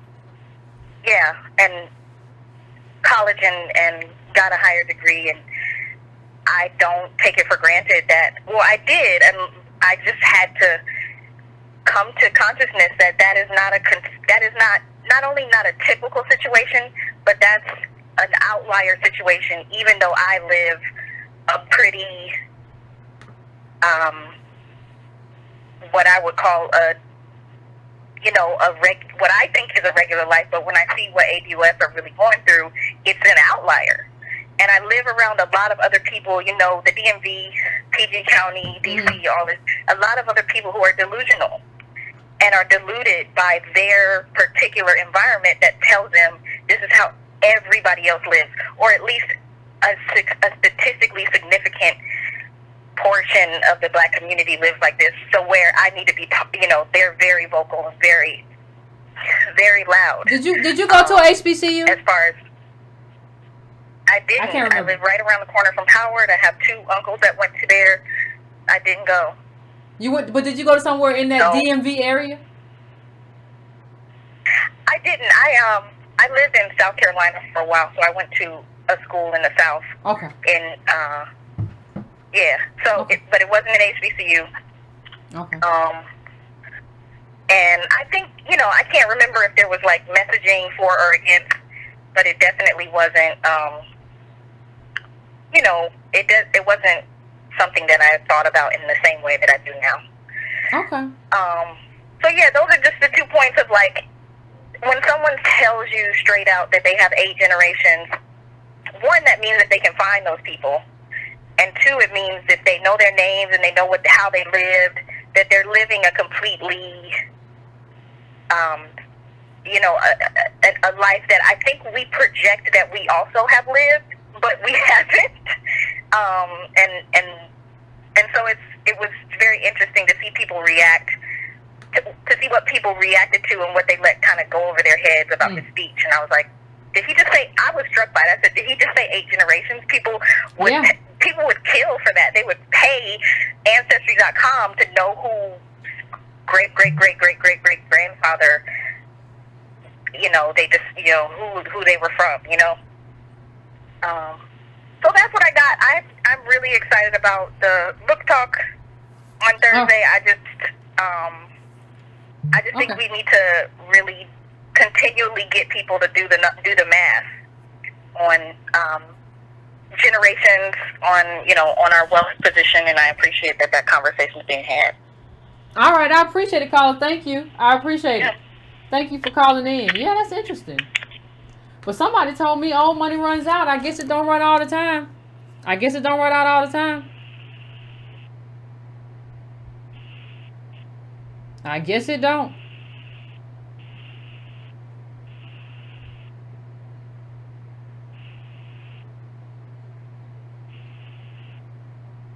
So I'm going to the next caller to see what everybody got to say. Everybody got some ideas. And some of y'all, let me just say this. Some of y'all who in the chat, some of y'all got to get your life. Like somebody said, and I timed you out because you stupid and I'm tired. Like some of you, Yvette and the tone, these whining videos. We didn't whine. You're too stupid. And I don't like to call people names, but you're too stupid. Like to understand a nuanced argument. I spent the first 35 minutes saying how good his speech was and how complimentary it was. That's not whining. Like, go back and do your homework. I'm sure you're in the 9th grade. You cannot be an adult. Go do your homework for high school. Go do your algebra 01 or 1 or 102, whatever you got to do. But like, this is a very nuanced argument. Nobody whined. Nobody said anything. We had a very nuanced discussion. If you cannot do nuanced discussions, please understand that this just is not the space for you. YouTube is a wide open world. If you're unable to have a nuanced discussion and like you can object, I don't have any problem with you disagreeing. But what we're doing here, we haven't whined about anything. Nobody on the phone has whined about anything. If you're that immature that you cannot deal with somebody disagreeing with you, kick rocks. Nobody cares. You won't be missed. This is not what we're doing. If you want to disagree, disagree intelligently. and talk about what your argument is. Well, Yvette, I disagree with you said on this point, because you said that you don't think he should have said this at the end about we can do it ourselves. I think he was trying to pump the kids up or whatever, blah, blah, blah. Whatever, it's fine. But nobody's whining. Stop pumping your chest out before somebody hit that little bird cage. Anyway, going to the next caller. Can't waste time on these people. I'm going to 267. 267, what's your name? What's on your mind? Hey, Yvette, it's Amira, aka Hey. Princess Six. What's going on? How are you? Yvette, I appreciate the fact that you actually watched the video, because in all honesty, I didn't watch his speech. This is a thumbs down for me, Yvette. And part of the reason is because we preach so much about how it's better to have a middle class than a few billionaires. And I had so many questions. There's so much to unpack. Like, he worked for Goldman Sachs. So, how did he make his money? I mean, Goldman Sachs is not a reputable company. They're not a company that is ADOS friendly. Also, I don't think you make a class of black billionaires by paying off 390 student loans. So, I think that money, which he also gave Cornell $50 million to build a building. So, he has money to give away, but I think it's better served looking at it from a political standpoint. What could $40 million do for us as ADOS in terms of lobbying Congress? How many Congress people could be bought off? And he's donated to the Black Economic Alliance. So he understands, money and politics and endorse candidates and things of that nature. I just think that this is short-sighted. I think this is a low standard for something to be excited about. And to Tone's point, no one got excited about when he gave $50 million to Cornell. People didn't even know how he makes his money. We don't know how this is set up. I just think we need to step back and kind of figure out, when that comes time to figure out what he's going to do. Because it's easy to say that you're going to do this and you're going to pledge it. But as we've seen before, it often doesn't come to fruition. So, that's my comment. I'm withholding judgment. I don't like it. I think it serves too few when we have so many that can do so much. And I think that $40 million could be better spent lobbying our government. Well, one of the things that somebody said earlier, too, like most of us aren't, most ADOS aren't in college. And so, but doesn't that kind of go to Alexander's argument, right? Like, all of the resources go to this top, of which I'm a member. I'm a college grad, so I'm throwing my own stuff on it. But it goes to benefit the people who are, this class of top, like 20% of black people or whatever go to college. It goes to this group. Like the charitable help goes to this group or whatever, as opposed to the group in general, and that may not be the group most in need. For me, I'm just kind of happy to see it anywhere, but I agree with you in the sense of we are kind of like Antonio said, in terms of manic. Like, whenever somebody does something really big for us, we don't understand, in the context of everything else, it's not necessarily that big. But we appreciate it, I think, because don't nobody do nothing for us. Don't nobody do nothing. And we don't have nobody to do anything. This man, I wonder the first thing, the cynical political part of me, the first time I saw it was what is he running for? Because he has been private, right? So my first part was what office are you running for? But I do believe, he is anchored in this kind of blackness because of how he was raised, and he wants to do good, but coming out publicly, always just my cynical mind goes to you must want something. But I do believe he's anchored in ADOS-ness in his own way, even though he's a unicorn, in terms of wanting to help the people where he comes from, wanting to help the people who he thinks are going to be the leaders in the community or whatever. And I appreciate that on that level. I think it's much deeper than that, but on that, I appreciate it. I agree. I think that I just want to watch and see how this develops. Yeah, I think Antonio and Alexander raised some really good points, but you don't help. And I feel as though this is more talent centrism, and it's basically affirmative action, and we know how affirmative action and where it has landed us. So, all right. That's all. I appreciate it, Princess. I appreciate it. Thank you for calling in and giving us your thoughts on everything. Have a good night. You too. You know, one of the things is too, like, he may just have a lot more money. Like, the Trump tax cuts have given, like, really rich people a windfall. And so, like, you have, like, hey, like, look at this. I got an extra $30 million or $10 million because of the Trump tax cut. So, you know, now you have now you have a mechanism to which you can use that extra that wasn't normally in your bank account or whatever, in your tax refund, to like hit that off to some kids who or whatever over these last. So there's a lot of things going. There's a lot of stuff in flux that we need to think about, and it's all in it. So I am going now. To 818. What is your name? Where you calling from, and what's on your mind? Hi, Yvette. Hey. This is Tara from LA. What's going on? You know, I don't know. I'm kind of conflicted by everything that's been said tonight. Because, like, I actually heard about what Smith did, and I thought that was awesome, right? Yeah. I went to college. Yeah. Hold on. I went to college and got my degree. Okay. I got my degree, and then I went to a graduate certification program to become a paralegal. Okay. And before I went to college, I was making $15 an hour. And I was like, you know what, this is for the birds.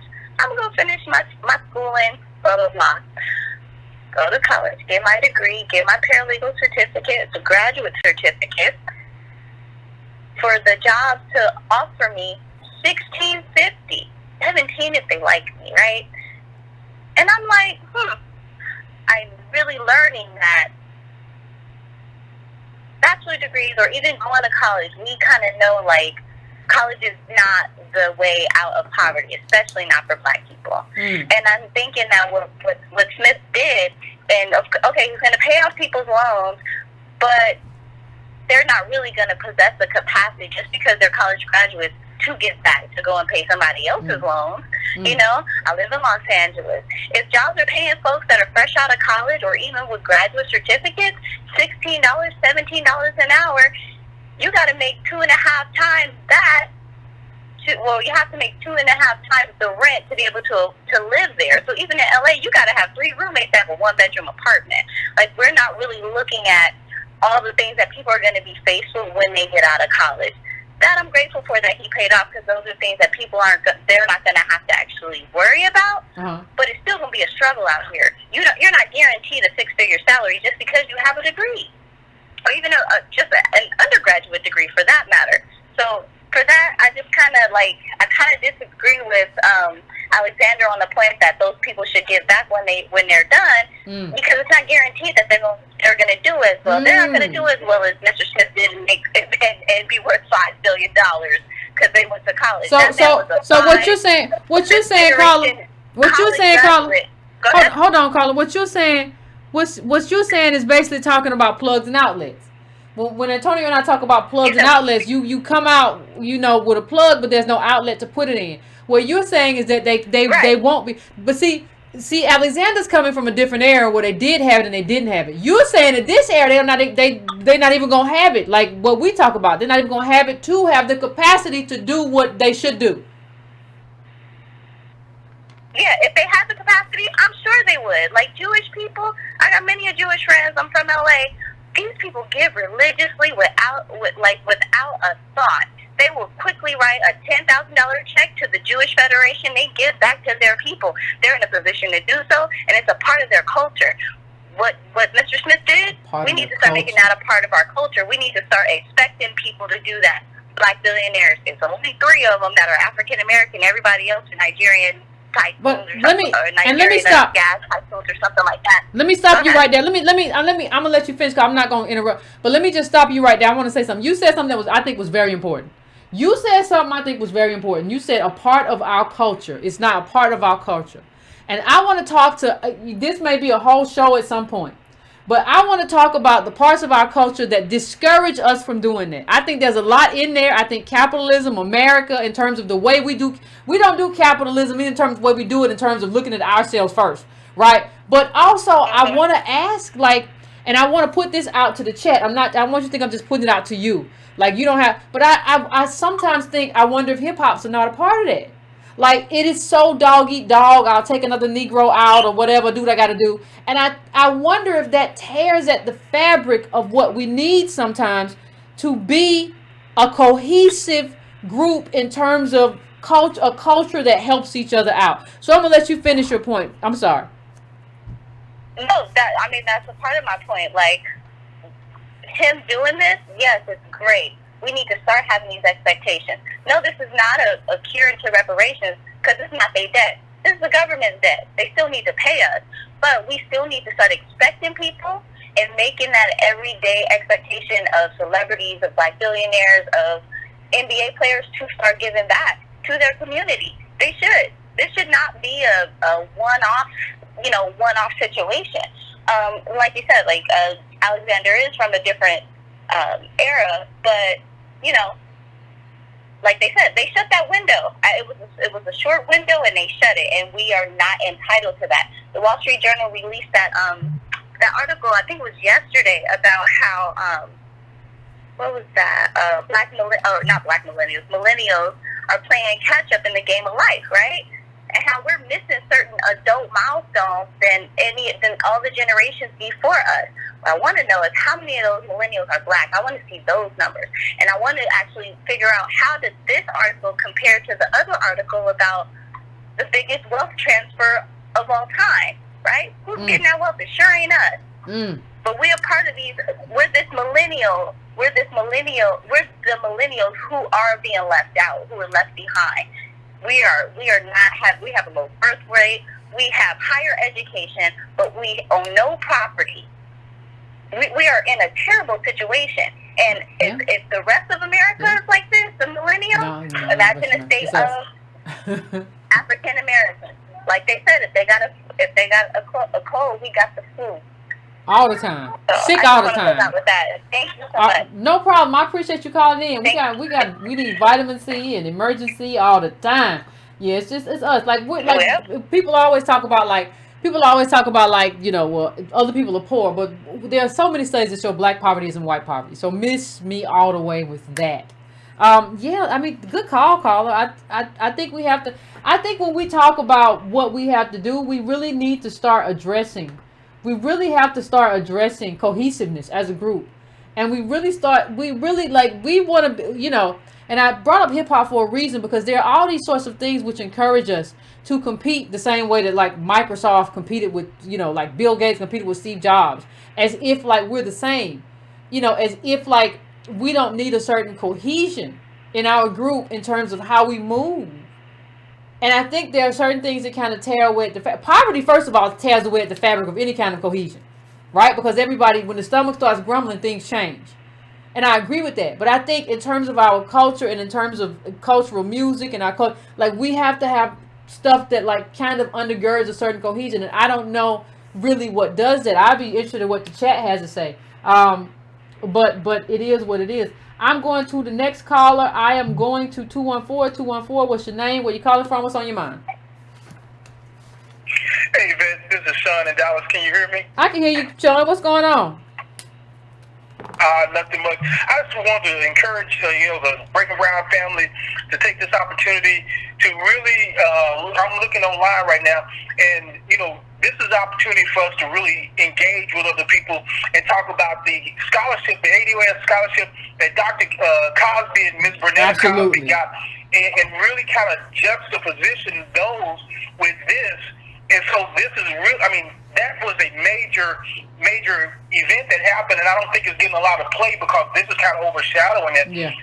But this is a great opportunity to talk about that. Yeah, you're talking about Dr. Cosby, who's hosting our conference in Louisville. Am I correct? That's right. Okay. Go ahead, Carl. I'm sorry. I just want to make that clear. I'm sorry. No, I just wanted to make that clear. But go ahead. Make sure you cut down your background. That's all I wanted. Oh, okay. No, that's all I do. Just want to talk about that and just tell everybody. And I also want to invite you. We're having a meetup in ATL, and I can put the information. I won't take a lot of time. I can put the information in the comments. No, I think I got it. Oh, you can put it in the comments for everybody. Yeah, put in the comments for everybody. I think somebody emailed me. I can't remember who. All right. Well, everybody, I know it's late, so I just want to say that and hope that you guys have a wonderful evening. All right. Appreciate it, fam. Thank you for calling in. I appreciate it. Yeah. It's a lot of stuff going on. We got to keep up with all of it. We got to keep up with all of it. Like Dr. Cosby's doing amazing things in Louisville. Amazing things. It's not just the ADOS conference. Like if you go to his page and see what happened in terms of those scholarships and how those scholarships got given out, it's phenomenal. So go check that out. I am going now to 617. 617, what's your name? Where you calling from? What's on your mind? Hey, Yvette, it's Reggie from Boston. How are you? What's going on, Reggie? I'm doing pretty good. I cannot complain. Hey, this is a real good discussion, and like you said before, I just want to echo what you said. I mean, if you're not here for the nuanced discussion, this ain't the place for you. I really appreciated a lot of the comments. It gave me a lot to think about. One of the sisters were talking about as HBCUs being a school to grifter pipeline. Ooh. I thought that was real cool. What she said. Hold on, Reggie. Did you say school to grifter pipeline? Did you say grifter pipeline? Oh. Yeah, that's what she said. Yeah, and I didn't even catch it when she said. I didn't even catch. She said grifter. I didn't even catch that. I missed that somehow. She said school to grifter pipeline. Oh, I don't know how I missed that. Oh, somebody's in the chat probably getting on my nerves. I didn't even catch that part, Reggie. But go on. I'm sorry. That was powerful. How I look at it, like I said, I agree with everybody that it's a good gesture, but I also kind of frame it in terms of LCSC. Shout out to Tone Talks, to where we look at the whole picture of this guy. At the end, I still look at him through the lens of a super capitalist, and I feel like in terms of how he positioned it and how the media came up behind him and just positioned and amplified and blew this up, I feel like this was a great return on investment. If you look at this guy as an investor, and a question that popped in my mind is, how much does it cost, or how much is an ADOS person's attention worth? Like, how much does it take to take you off your game and off your focus? And it's pretty much $1. Check it out. $40 million. Now there's almost 40 million black people in the United States. The vast majority of that being ADOS people. So if I put $40 million out there, which is probably a tax write-off, and you divide that among the black population, to take you off your game, all I need is $1. We should really look at the mirror and see how we're assessing things. I agree. Because that is a heck of a return on investment. And he just seemed to just be so loud with, like I said, I'm not mad at it, but he's been rich for a while. He was rich during the financial crisis. When he lost wealth, he wasn't so loud then. Crack cocaine, mass incarceration, Donald Trump's tax plan, which I'm sure benefits him. I don't hear him saying nothing. We have people talking about taxing the wealth. I don't see this brother as loud. So $40 million to get that in my obituary, that he was just here for the black people, that is a hell of a return on the investment.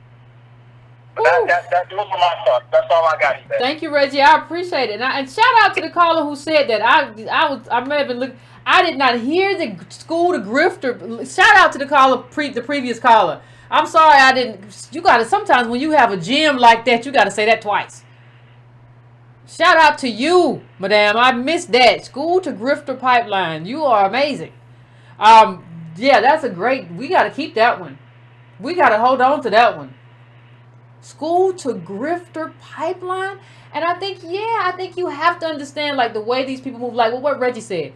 They move with intention. Like, we may be out here moving wild. We ain't got nothing, and life is scarce, and a whole lot of stuff going on. But they move with intention. So, like, Reggie had a good point. Like, you've been kind of hiding out through everything, and now you come out towards the end of life, somebody, you know, I mentioned on the show, I think somebody told me a long time ago, if you can find a rich man trying to get to heaven, you can get a lot. And this may be some of what we're looking at. You know, I think still you appreciate it, but like, yeah, like all of this stuff has to be assessed. All of it has to be unpeeled and unpacked. And I'm happy to have people on the show who are willing to do it. I'm going to my next caller, going to 757. 757, what's going on? Yvette. How was going on? All this, what's up? Look, hey, I want y'all to make it short and sweet because you had so many great callers. But let me say something to you. Everybody likes the sausage, but nobody wants to talk about the process of getting that sausage. Alexander hit a little bit talking about Mr. Smith and what he did at the school.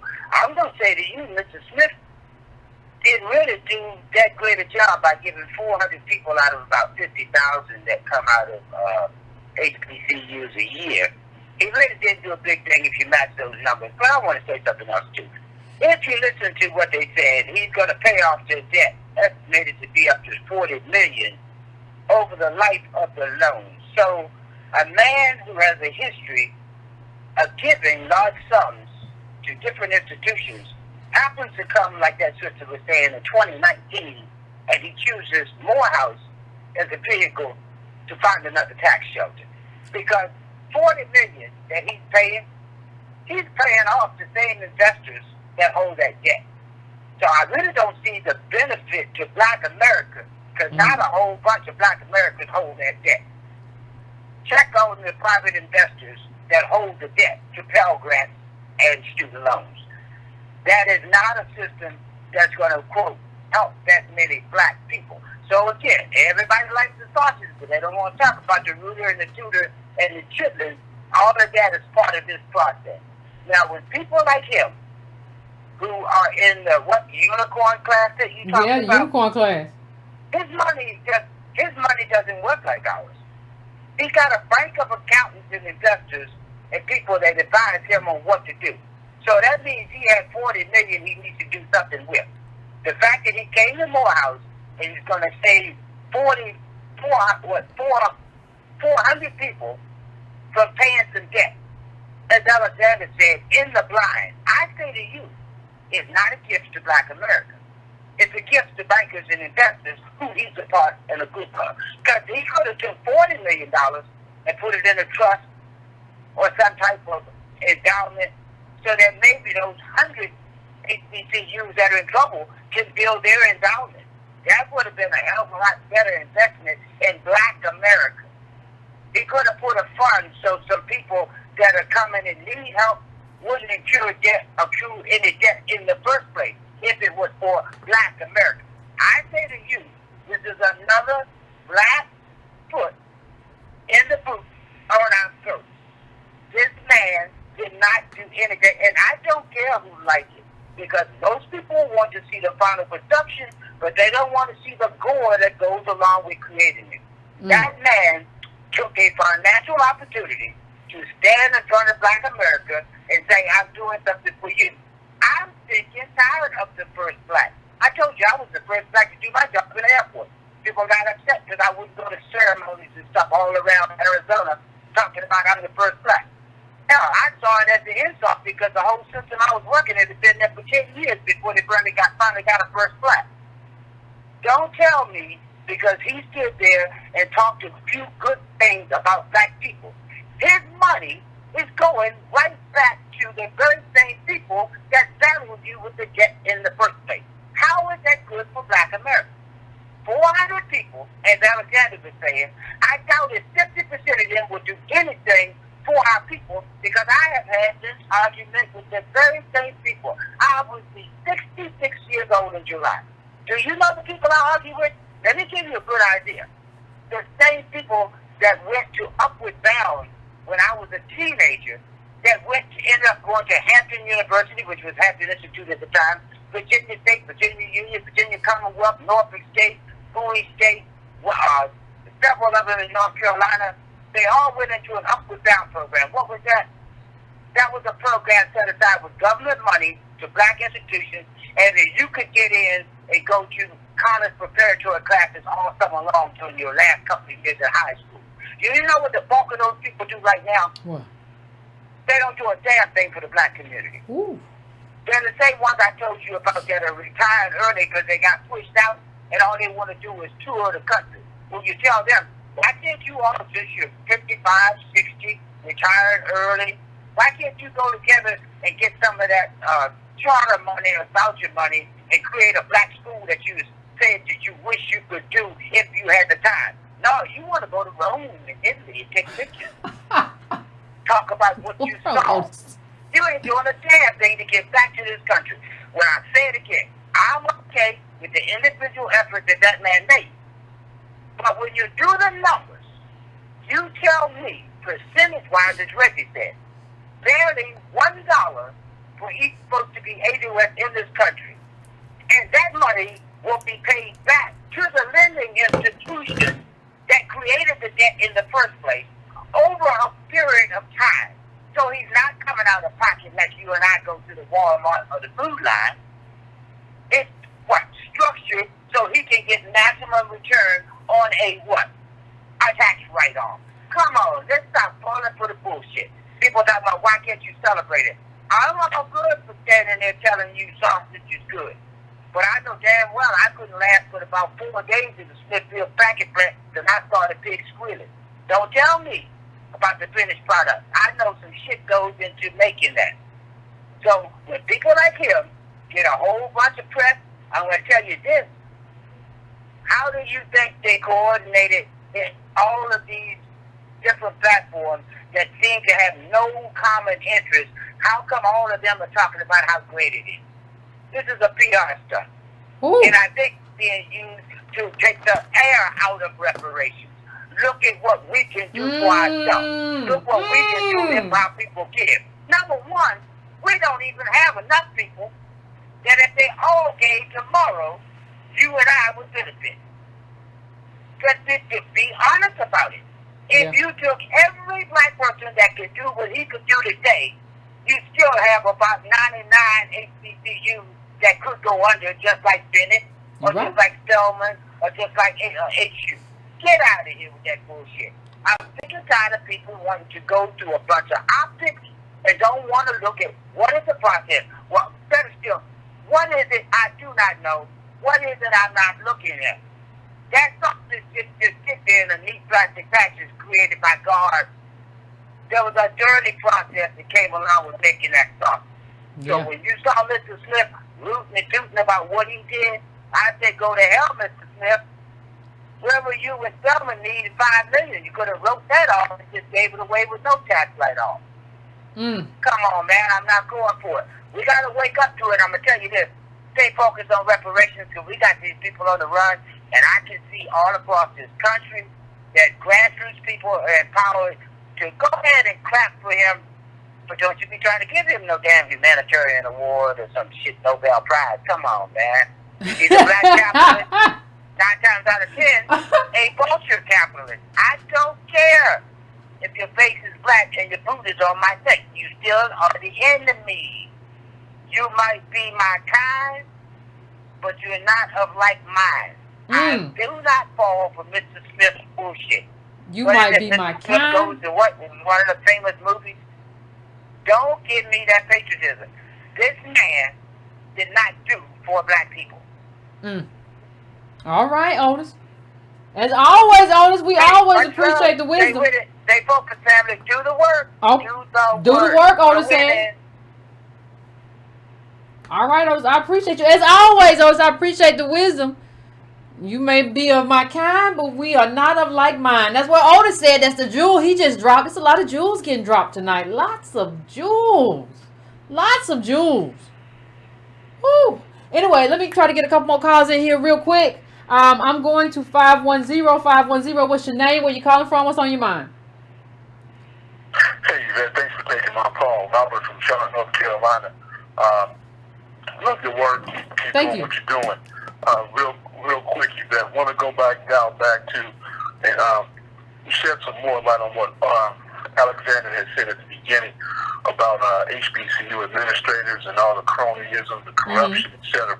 Okay. But we always have to keep in mind, and I think Otis alluded to it earlier, some other callers did as well, is that when you look at HBCU presidents and administrators, please keep this in mind, that these people are put in place by boards of trustees that oftentimes that don't look like us. So you always have to keep that in mind. If you go online on YouTube, for example, Tennessee State University, HBCU in Nashville, they actually post their board of trustee meetings online, which is every 6 months. You can go back and look at some previous board meetings. And here's one that stands out to me was that one of the board members was an Indian guy, and they were having this discussion about students who hadn't, who hadn't made good on their payment plans. And the Indian guy was talking about, well, we should purge them, get rid of them, etc.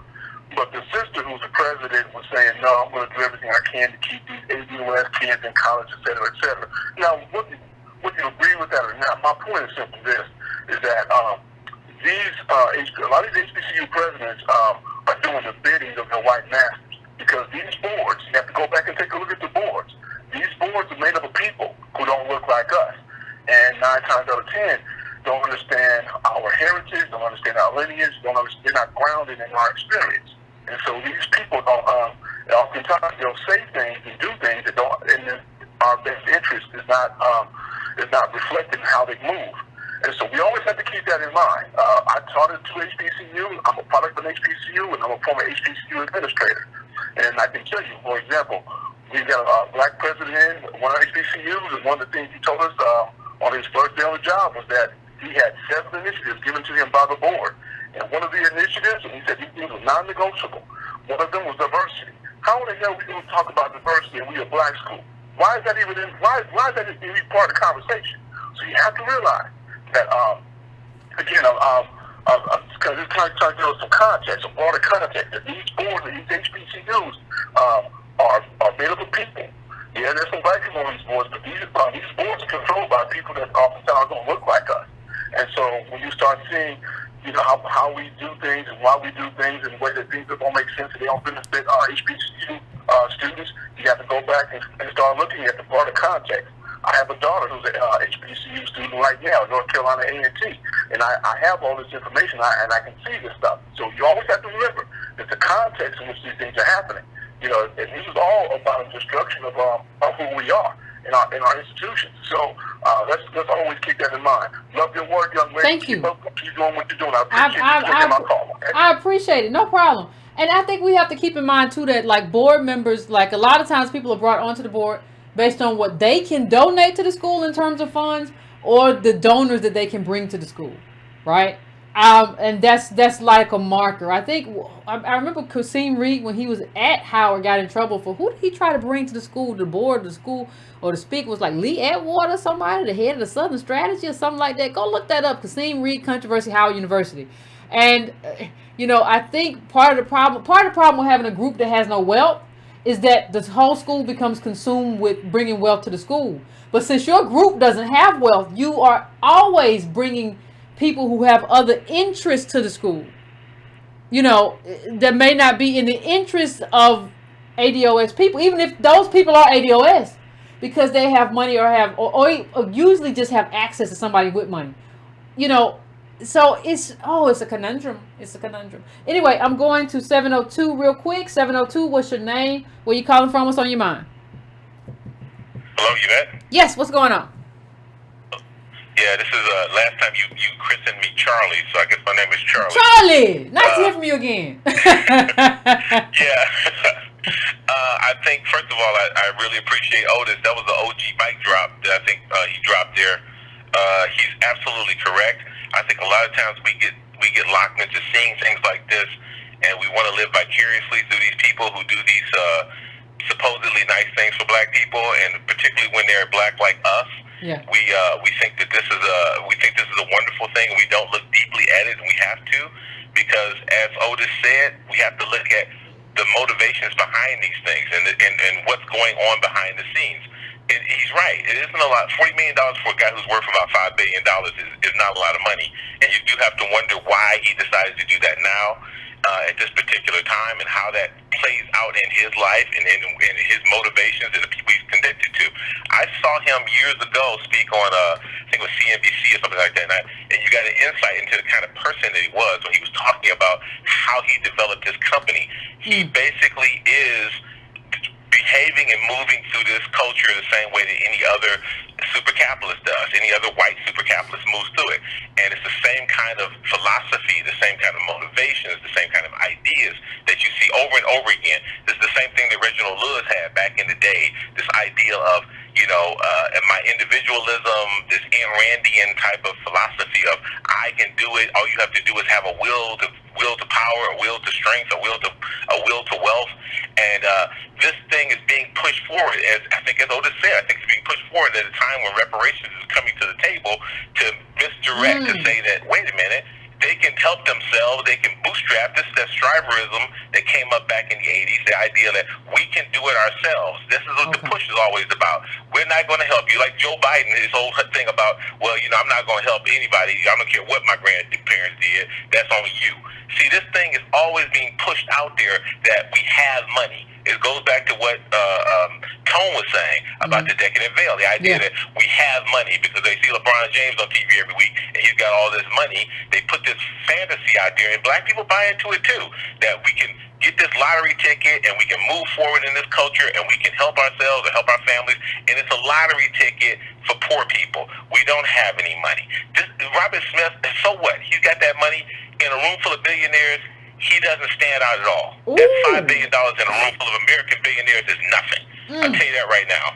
He's like a poor cousin in the extended Cargill company. That corporation that family owns, the Cargills or the Koch brothers or whatever. He doesn't have any real wealth in that room. In that room, he is not the rich person.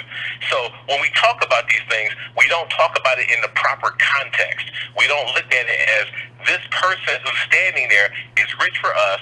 Yes, what he did was fine. I agree with you. What he did was great. What he did was fine, and it does need to be motivated to the other people who do have capital, and like Otis said, not just the wealthy people, but the middle class black people who can not just give wealth, but give guidance. That was one of the things that my mentor said when I was in school. You went to school so that you could go back to your community and be a leader with your education, with your knowledge that you have. That you know how, like you said, politics, that you know how politicians move, that you know how systems work. So you can go back to your community and you can help your community in a real way. Not giving dollars, but just giving knowledge, information, and a way to move through those organizations and through those systems so that you can make things happen. Yeah. So this thing distracts us. This thing is a distraction, and it always is. It was a distraction when Bill Cosby dropped that $20 million before. It was a distraction when Oprah Winfrey was throwing money out there. She threw some money out there. It was a distraction.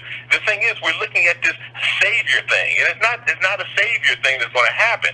Like you said, and like Coach said, and everyone else said all this time, white people were already given their reparations. They had all kinds of free land giveaways and all of the government programs that were geared towards quote unquote Americans, but not us. These things were already given, and this is how you build a society. This is how you build up a group of people. This is what you do. You don't do it through, like you said, a handout from somebody who managed to scrape up some nickels out of the billionaire pot. This ain't how it works. It doesn't work this way. You don't do it that way. It has to be from the ground up. It has to be grassroots. It has to be each and every individual thinking and moving the same way. It's not going to be everybody, but you need a critical mass. I think I spoke to you before about if you can just get critical mass. 3 or 4 million people hardcore thinking this way, like the way you and Tone are thinking, you can move this thing. That's all you need. You don't need everybody. It's never going to be everybody. That's enough, because the other people won't do anything and they'll follow. That's all you need. But we don't need these distractions. We don't need this guy. Don't get me wrong. Like I said, what he did was great. It's great when you give to charity. It's great when you give to charity, or me, or anybody else. But this is not a solution for the situation that we are in.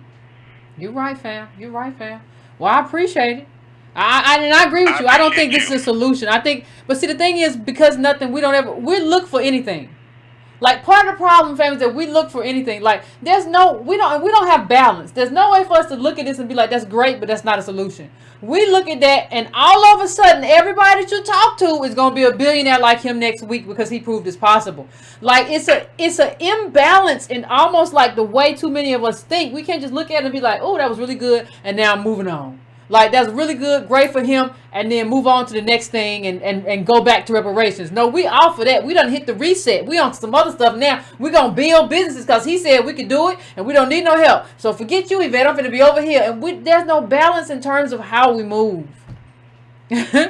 How we think, really, as a group. That striverism thing is powerful because we've always tried in this country to be American like white people. We've always tried. We want that because we say, hey, this is who we are. We have nothing else to hold on to but being American, so let us be American.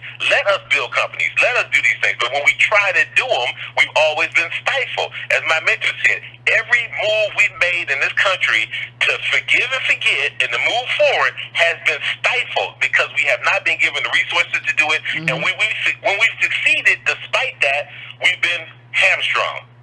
So It's like, what do you do with that? Other than demand, what do you do with that other than demand what everybody else was demanding? What King at the end was demanding it? Malcolm was going to go to the World Court. At the end of the day, you have to take it to the wall and say, you have to fix this. You broke this. Absolutely. You have to fix it. What did he say? Pottery barn? You broke it. You fix it. You bought it. Yep. You bought us. And you used us. You got to fix it for a long. Yeah, you're right. I appreciate it, fam. You are exactly right. I appreciate you calling in as always. We have really, fam, we have had some good callers this evening. I appreciate everybody who called in. Thanks, Alexander, for reappearing and calling back in. I appreciate it, and we know that you well, and I appreciate all of it. We've had some really good calls, and I think there's a lot to think about. I think there's a lot. That's probably going to be the last call for the evening, everybody. And I appreciate everybody. I'm apologetic as always for the people who I did not get to. But I think we have a lot of thinking to do. And we have a lot to dissect. And I think you cannot be hyper reflexive or hyper antagonistic or hyper anything. I saw a couple of people, not a lot like that in the chat, just hyper, well, everybody mad. No, I don't understand. You just upset. And calm down, relax. You the one upset. So, that's what politics is. It's a lot of unpeeling. And that's what we do. And so I think there was some really good calls, and I think everybody needs to take their time to sit back and digest this and think about this and think about what this means and think about to the extent to which we exaggerate these things because of what we don't have. But fam, when affirmative action was white, Thursday, that's going to be the show for that. So please, if you have read the book, please be available. I'm going to try to hit it, and I want you all to come in because I want us to have a discussion. I don't want it to be just me talking I'm going to try to not make it an hour, try to make it shorter than that. Of course we have the Wednesday show and then when affirmative action was white, but I want to make sure that we really are able to have like a discourse and kind of go back and forth. So I'm going to try to hit the highs and lows kind of quick. Not too quick to where we don't understand what's going on, but just case it and move on, and so we can have a real discussion about the book. Because I think this book is one of the underpinnings of FDR and us being shut out and what that means. And we've talked about Reconstruction before, and there's some really good books. The Foner book is a really good book on Reconstruction. But in terms of like this modern era, I think this is a really good book. So fam, finish your libations. Please hit that like button before you leave. You can also go to subscribetobrown.com. No money to you, and add your name to the mailing list if you have not already. If you have not subscribed, please subscribe. If you have not hit that bell to get notifications, please do that as well. I would appreciate it. And I will see you next time, fam. Great conversation, great chat, and we'll do it next time.